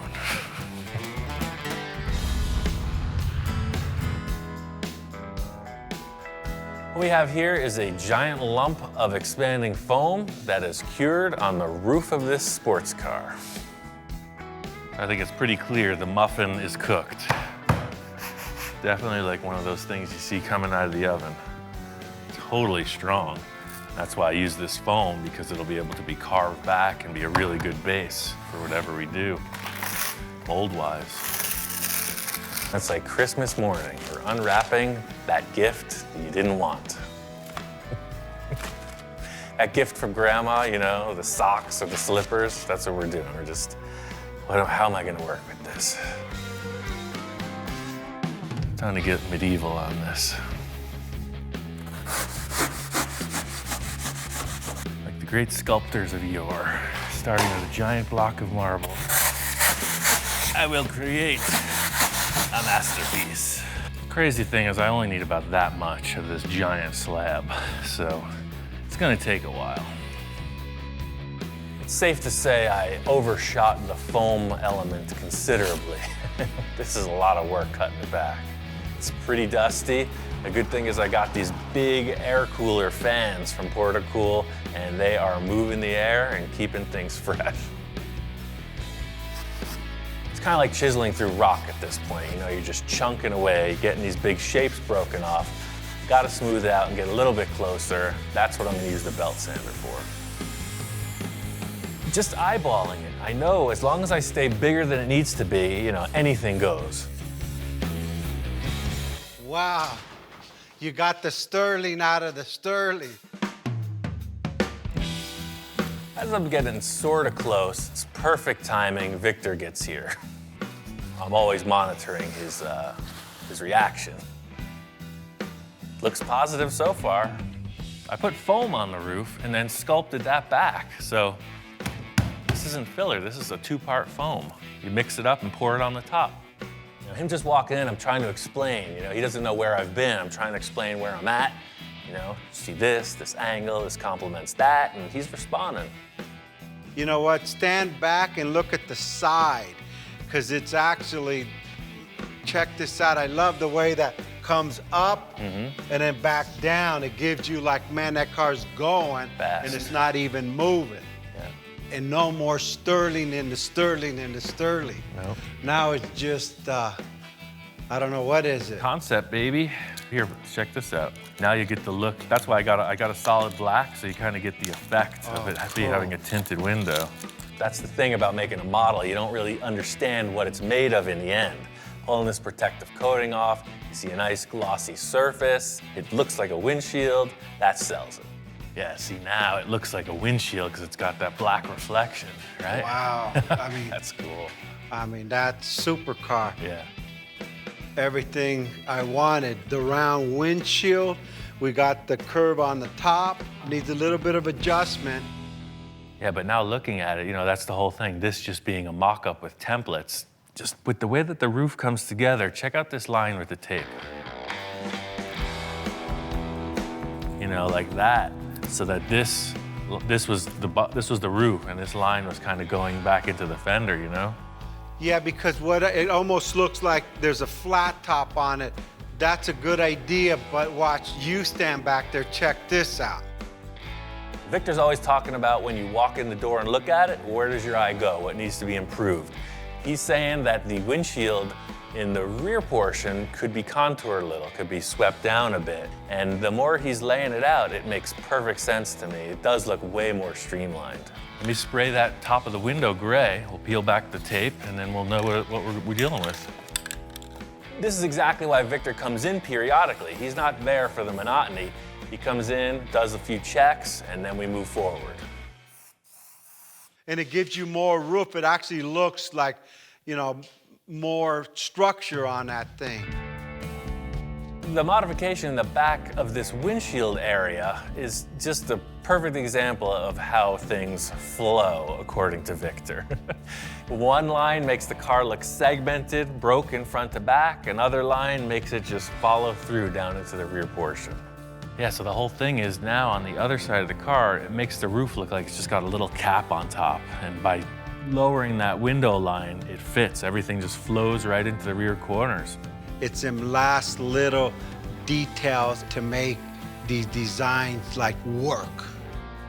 Really happy with the way this roof concept has come together. There's just one more thing I gotta accomplish to wrap this thing up.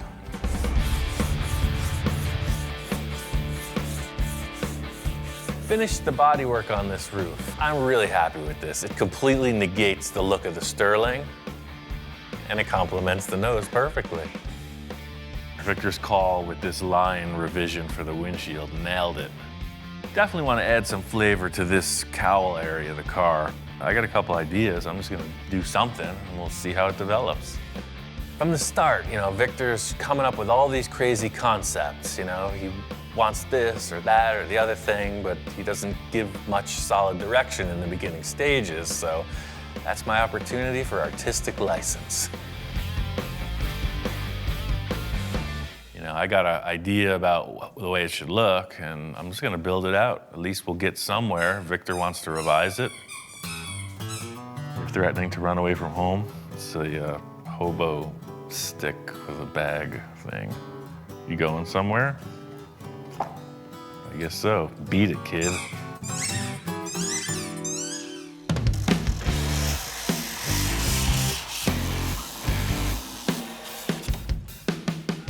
In simplest terms, what I've been thinking about is creating like a cowl induction look.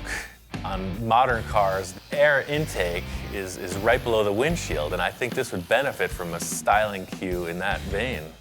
What I want is for this windshield angle to be replicated in the vent here. So this comes down, steps up a little, and goes right down. So that's at a line. Take it off. I mean, no mercy here. That's why we're building this model. First things first is to just hack away a large portion of the car that we don't need. What this is doing is twofold. It's shortening the perceived length of the hood, but by sectioning it down, it also makes the car look lower. It makes the windshield dive down. You know, it's aggressive.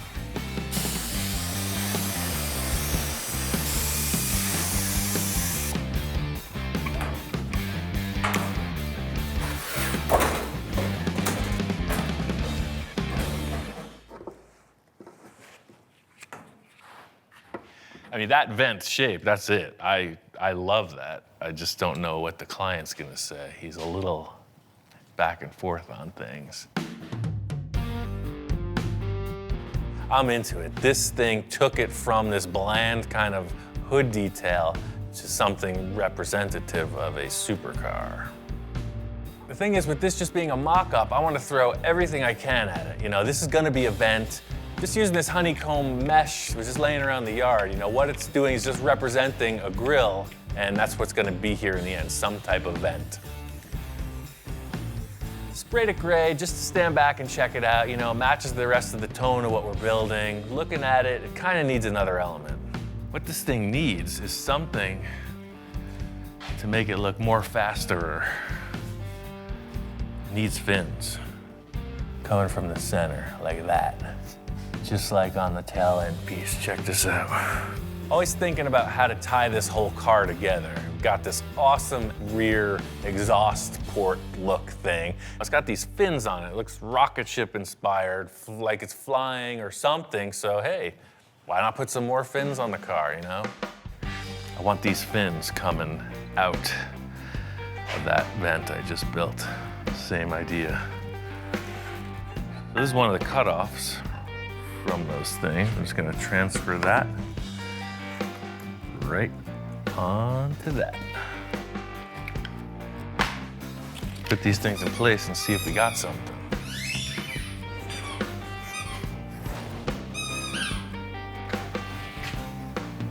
Oh, that's mean, that's aggressive. That is the flavor. The whole thing with this is design, you know? I did it before with this piece. We're holding session here. Can you just compose yourself for 2 more minutes? That's all I ask. As I was saying before I was so rudely interrupted, same process as I did with these. Cut it, router it, sand it down, put it on the car. Pretty simple.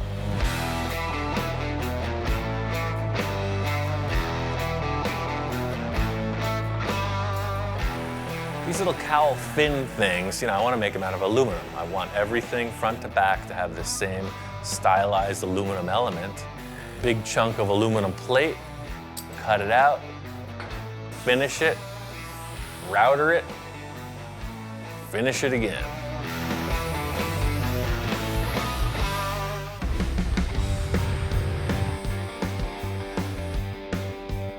These little cowl fin things, you know, I want to make them out of aluminum. I want everything front to back to have the same stylized aluminum element.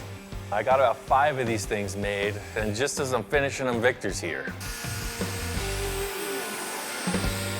Yo, what's up? What's happening? What the heck you do to the car now? Well, we were talking about having an event, right? Victor, understandably, doesn't know what's going on. You know, I'm working on these aluminum shapes, explaining what's happening. He's just kind of trying to take it in. Well, it needed something. You know, to me, the hood was just looking too long, so I created this vent around the windshield. And what's this all about here? I don't think I want cardboard here. He's all questions at this point. You know, I'm trying to describe it. It's like, hold on, let me just put him on a car, show you what's up. So just like with these cardboard templates, you know, I made 5 of them, and we can space them out however you think is appropriate. You know, they're oversized. So, you know, something like this. That way it's like, however we fit it out, you know, they look like they're jutting out of the vent, you know, aerodynamic. What do you think? Yeah, I really like that. That's like, it gives it another dimension. Look at now the Little car's jewelry, like yeah. flying without flying. I didn't want a spaceship. I just want a supercar. You gotta know I'm in the spaceship business, man. Victor really likes this shape that I cut out of the front. He loves the idea of these aluminum fins. He's just got a couple ideas about their final contour. At this point, it's simply trim and fit. You know, we're gonna make the taper on this double-sided instead of like the bullnose flat front, and it's very minimal. Same look, just a refined concept. Yeah, what a difference too. And by doing that, the air comes in through the, you know, the front of the grill out to the roof and over. It's like I could see this in a wind tunnel. All these refinements look really cool. Victor's totally on board with it, you know? Everything's really coming together. The big issue is there's a huge hole in the side of the car. There's nothing there. What's coming up could be the biggest challenge yet.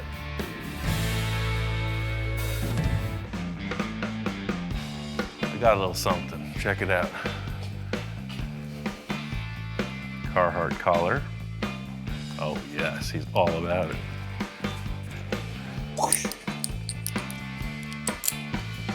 Check that out. High fashion for dogs. But wait, there's more.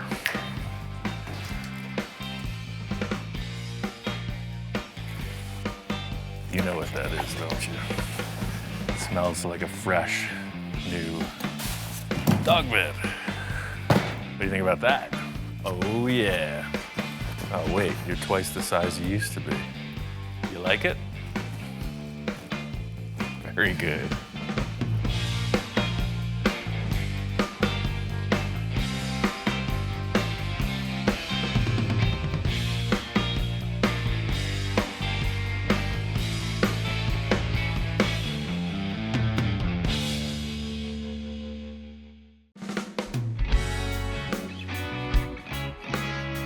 I think it's safe to say this project has been one of my most ambitious builds yet. Once the fiberglass body came out of the mold, I knew we had turned a corner. Now all I have to do is steer the ship home and avoid going off course, if you know what I mean.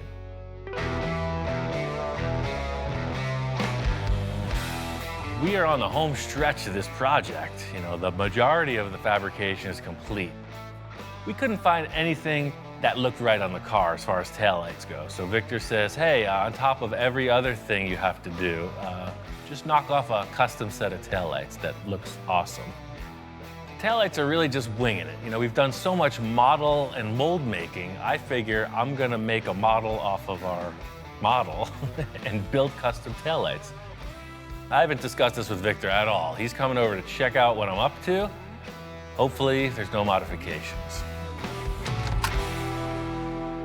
Ian, what's going on? Hey, hey, making progress, baby. Hey, sorry I haven't been able to come by. I've been so crazy busy at work. It's all good. This has been super busy on the interior, and I knew we didn't have taillights, so I'm making up these housings. I cut open the body. I'm gonna make French-in taillight. The acrylic lenses, just like the bubble top. I'm gonna heat up red acrylic, and then these will be the housings. This foam comes out, and we'll put LEDs inside. That's it, and that's gonna be nice. We'll French it in just a little, and we're cool. Good deal. That's awesome. I'm telling Victor what's going on with these taillights, and I could see his mind is elsewhere. You know, he's all about the enhancement, the modification. He mentioned that after this body came out of the mold, there was still a couple things he wanted to change, and now I'm concerned because he's got that look in his eye. After it came out of the mold, I was really looking at it. The back was cool, the front was cool, but this open gap, I gotta fill this hole in, and what I was thinking of doing is go ahead and adding a louver. So it'd be one louver, the next louver down, the next louver, all the way down to this point. I love the idea of putting louvers here. You know, my mind starts racing. I got a bunch of ideas, and it's really just about coming up with something tangible. I got all this aluminum left over from the grill and whatnot, so it's just 1/8" plate, right? That's perfect size. And it'll be like a set of stairs, what you're describing, just down, down, down, down, all the way through, right? That's perfect. The only thing is I don't want it square. I want you to do something so it blends in with the supercar look, going down and ties in. I'm leaving this in your shoulders right now. This is the realm I thrive in when Victor says, do what you want.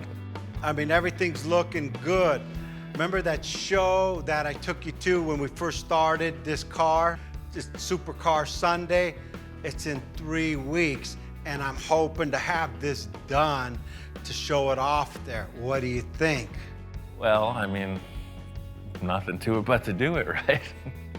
Now I can see why Victor's got a little rush about him, a little pep in his step. He's talking about this deadline he wants to establish. This is good news, because setting the deadline means we can actually get this thing finished. The bad news is 3 weeks is 3 weeks, no matter how you slice it. So you can see the state of the car. You know, Ish has got a huge amount done on the interior. I'm gonna take the nose off. Your guys are doing the body work outside. See, there's a guide coat on the car. We're ready to primer this thing like tonight, but you gotta commit to no more changes. I'll commit to no more changes. I might enhance. I'll give you all the help you need on the body work and anything you need. Like everything else, I'm always running late. I gotta head out, so looking good. Call me if you need anything. Cool, man. I'll talk to you later. All right, good deal. I'll build those louvers right now. Victor said he wanted louvers on the back of the car. He also said I could do whatever I want, so here we go. Everything about the car has to tie together. What I accomplish with the taillights mimics the headlights. I'm thinking front to back all the time. The chin spoiler on the front has this unique, like, sawtooth shape. So we're just gonna put some more of that on our car. First up, cardboard template before we do it in metal. Just a little bit more accent on that. That's a keeper right there, right away, you know it. Thing is, I don't want to come off as like that dated 80s, 90s rear window louver style. I want something unique, something full custom, something high-end, something classy, something money, baby. Putting this hardware in place, countersink the screws, it's really starting to look like something. I think I'm on the right track with this, but I won't know until I make a bunch of them. All right, 4 in a row. The concept here is I need these guys to seemingly float in space above each other, perfectly spaced, in a row, and be strong. This is all about what it looks like on the car, so it looks fancy on the table, might not be right on the vehicle. Oh yeah, totally. That's what I was hoping it would turn out to look like. You know, it looks fast. Looks like a stealth fighter or something. I'm gonna make 11 more, fill up that space, bolt them together. I'm not gonna do any finish work until Victor approves, but I think seeing this thing full size is gonna seal the deal.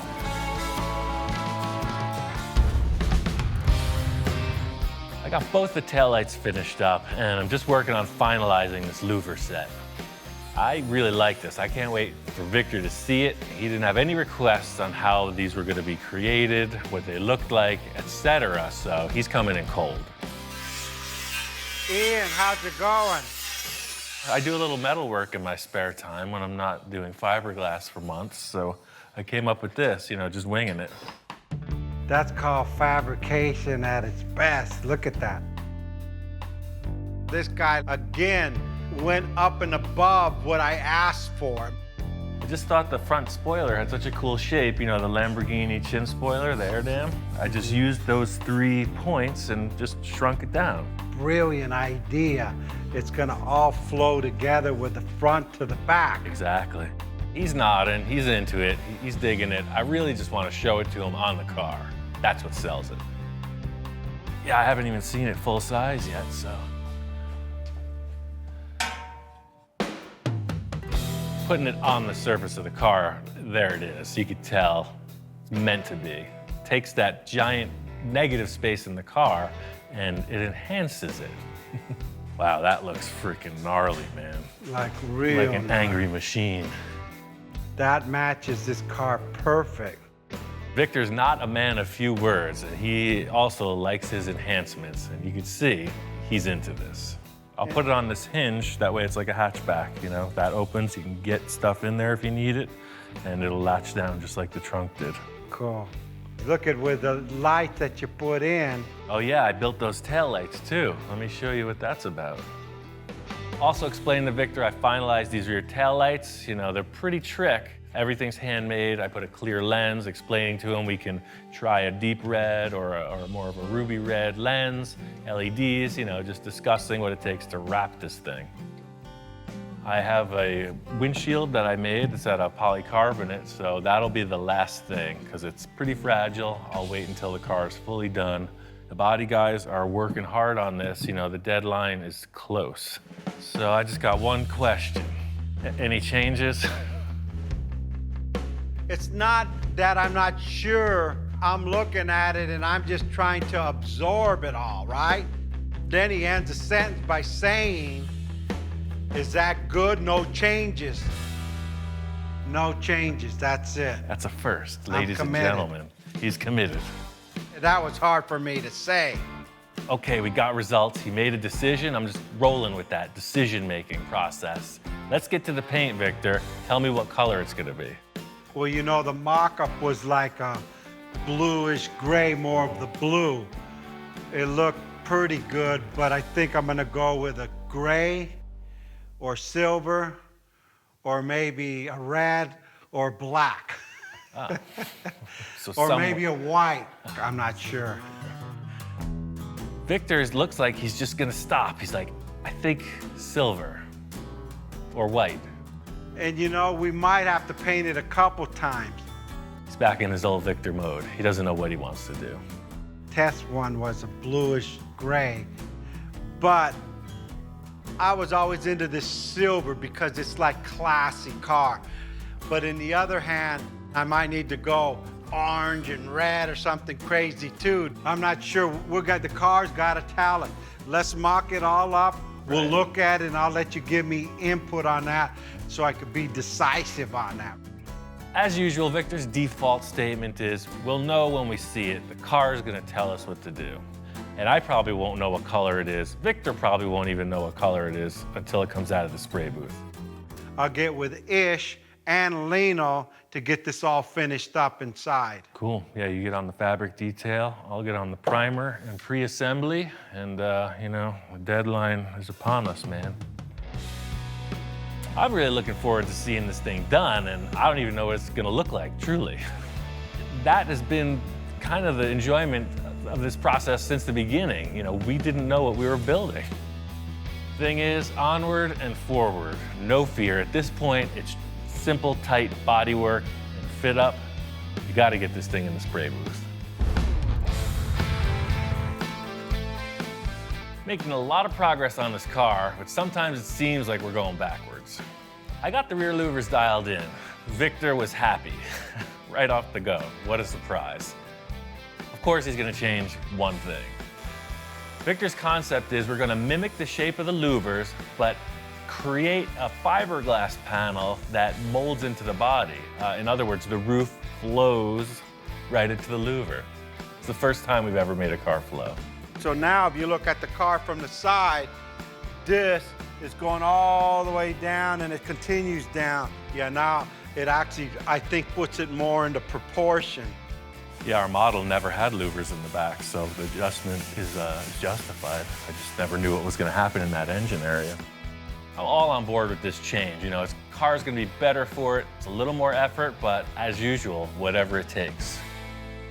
Look at Ian, my roof. Yeah, look at that. Look at, I even smile every time it goes up. When I'm pissed, I just come to the car, lift up the roof, and then I smile. I guess because when I was a kid, my parents could never afford to buy me video games. So I always had like a little stick and I'd move the stick back and forth and throw rocks. Now I have a switch. Look at, I have a switch here. I don't need the rocks anymore. As usual, Victor's got his people on this, so there are a number of teams ganging up in different areas of the vehicle. Ish is doing the dashboard and other interior panels, and Lino's doing the stitch work and actually building the seats. Ish, this is what the seat's gonna look like. Nice. You know, he's gonna have diamonds on the seat, so what we're gonna do, it's gonna make like an insert, 10 inches the most. That's all I want, that's good, okay. Victor deals with Lino in his own way, but from what I've seen, the product they're coming up with is way more intense than the stock seats. You're gonna do this on the side, or what are you gonna do? Okay, that'll be good. Oh, that way it follows all the way around. Yeah, that's perfect. Yeah, what Lino's telling me is, don't use these seats because you're not gonna fit in the car. And it's gonna be too tall, it's 38 inches, and my head will hit the roof. He's made these seats to be only 2 inches off the ground instead of 8 inches off the ground. That's a good idea.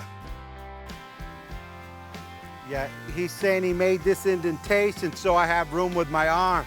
Since I'm not a little kid anymore, we're confined cockpit, he wants to give me room even though I'm not a big guy and I'm not a little guy, but I'm bigger than a little guy. And getting bigger as you speak. Lino, me diet, chicken, me chicken, no more of this. Chicken, I'll get skinny again. Okay, thanks. Ish is getting his first taste of the crazy. This shop is, you know, trilingual, in fact. You know, you got sign language, English, Spanish. Ya apenas viene y no quiero correrlo hasta que acabe estos sillas, no tengo tiempo. A little Swahili thrown in for good measure. You know, there's a lot of action in the room. I'm I'm leaving the paint call up to Victor.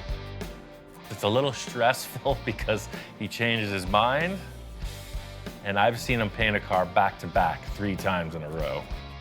I think this is why Victor's such a successful businessman, because he thrives in the final inning. You know, you see the baseball game and they're all waiting for that home run. That's what Victor's swinging for. He loves the suspense. I'm nervous. We are literally 48 hours out from the show. From this point on, it's all hands on deck. Everybody's busy. We got to get this thing done.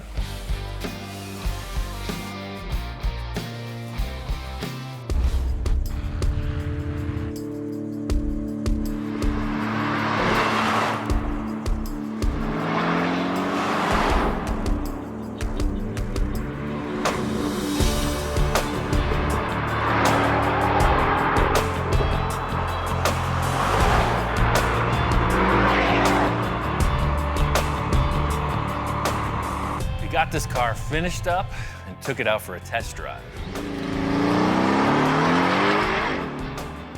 You haven't been able to stand back and look at this car outside of the shop. You know, it's a whole different perspective getting it out in the real world.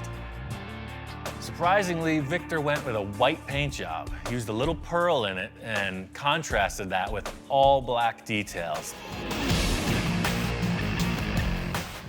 Lino and Ish went nuts on the interior. It's completely hand-built. We left the stock gauge cluster, the steering wheel's there, special rocket launcher flipper switches for the nose to open and the roof to open, black rims, blacked out lights, blacked out the rear louvers also. Another last-minute element was this rear spoiler.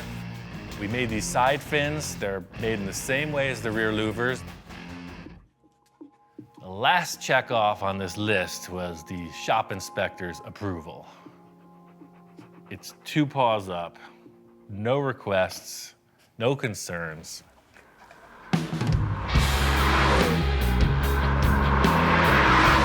We took it out to this deserted road, ripping around. We just having a blast. And I said, Ian, you gotta drive this thing now. Got your top, got your supercar, got your air conditioning. All I wanted was my top. This thing looks crazy, man.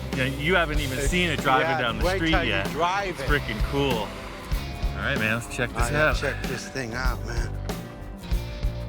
That's the one thing I know, man. This hat is not working with that roof. Shut her down and cruise.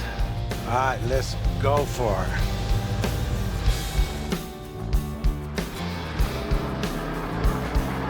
This car's driving great. You know, Victor wants to take it to the show. I want to see how people are going to respond.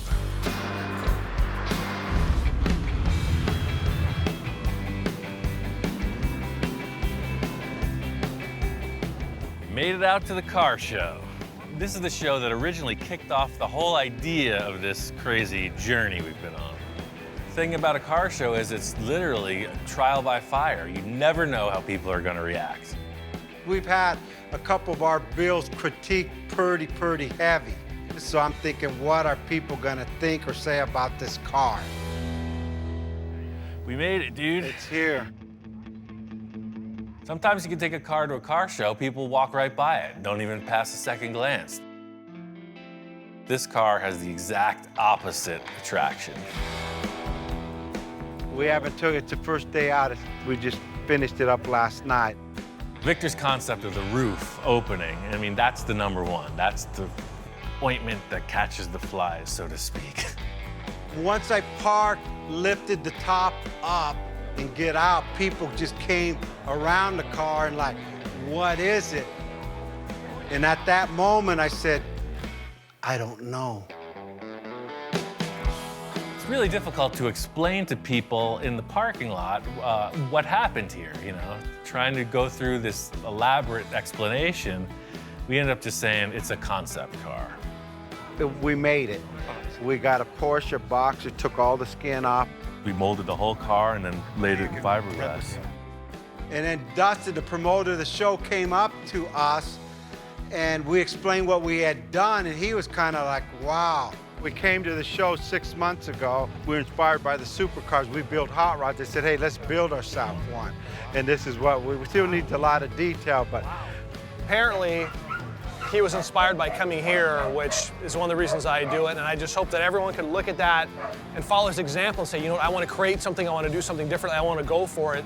And that's the embodiment, in my opinion, of the car world, the car scene, is that you can do it if you go for it and you take that step. So I think it's awesome. Dad, this is amazing.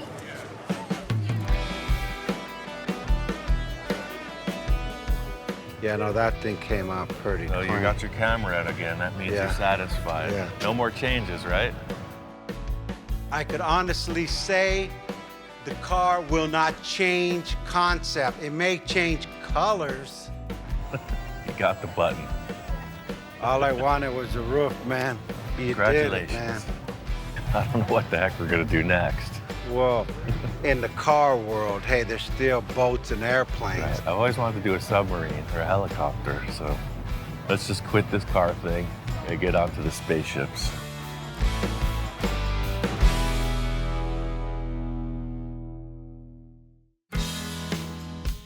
From the onset of this request by Victor, I was concerned. He starts off with this Sterling Yeah, huh? and a dream of a supercar. Shows up with a Porsche and 10 billion crazy requests. All through this whole process, you know, it's been a huge roller coaster ride. Me not knowing when to get off, Wow, that's rad, man. and Victor just knowing that there was a finish line. I'm 100% satisfied, and actually, I see Ian is too. Because normally most builds, okay, cool, what's next? This one, he's like, you know, his ears moving, woo, woo, woo, woo. Like, on this one, I never seen him do that. I never knew what the car would look like. Just looking back on the amount of design work and the amount of effort in Ian's part that he finally realized what he achieved. I mean, this was a task that not many people could pull off, Yes. and he did it.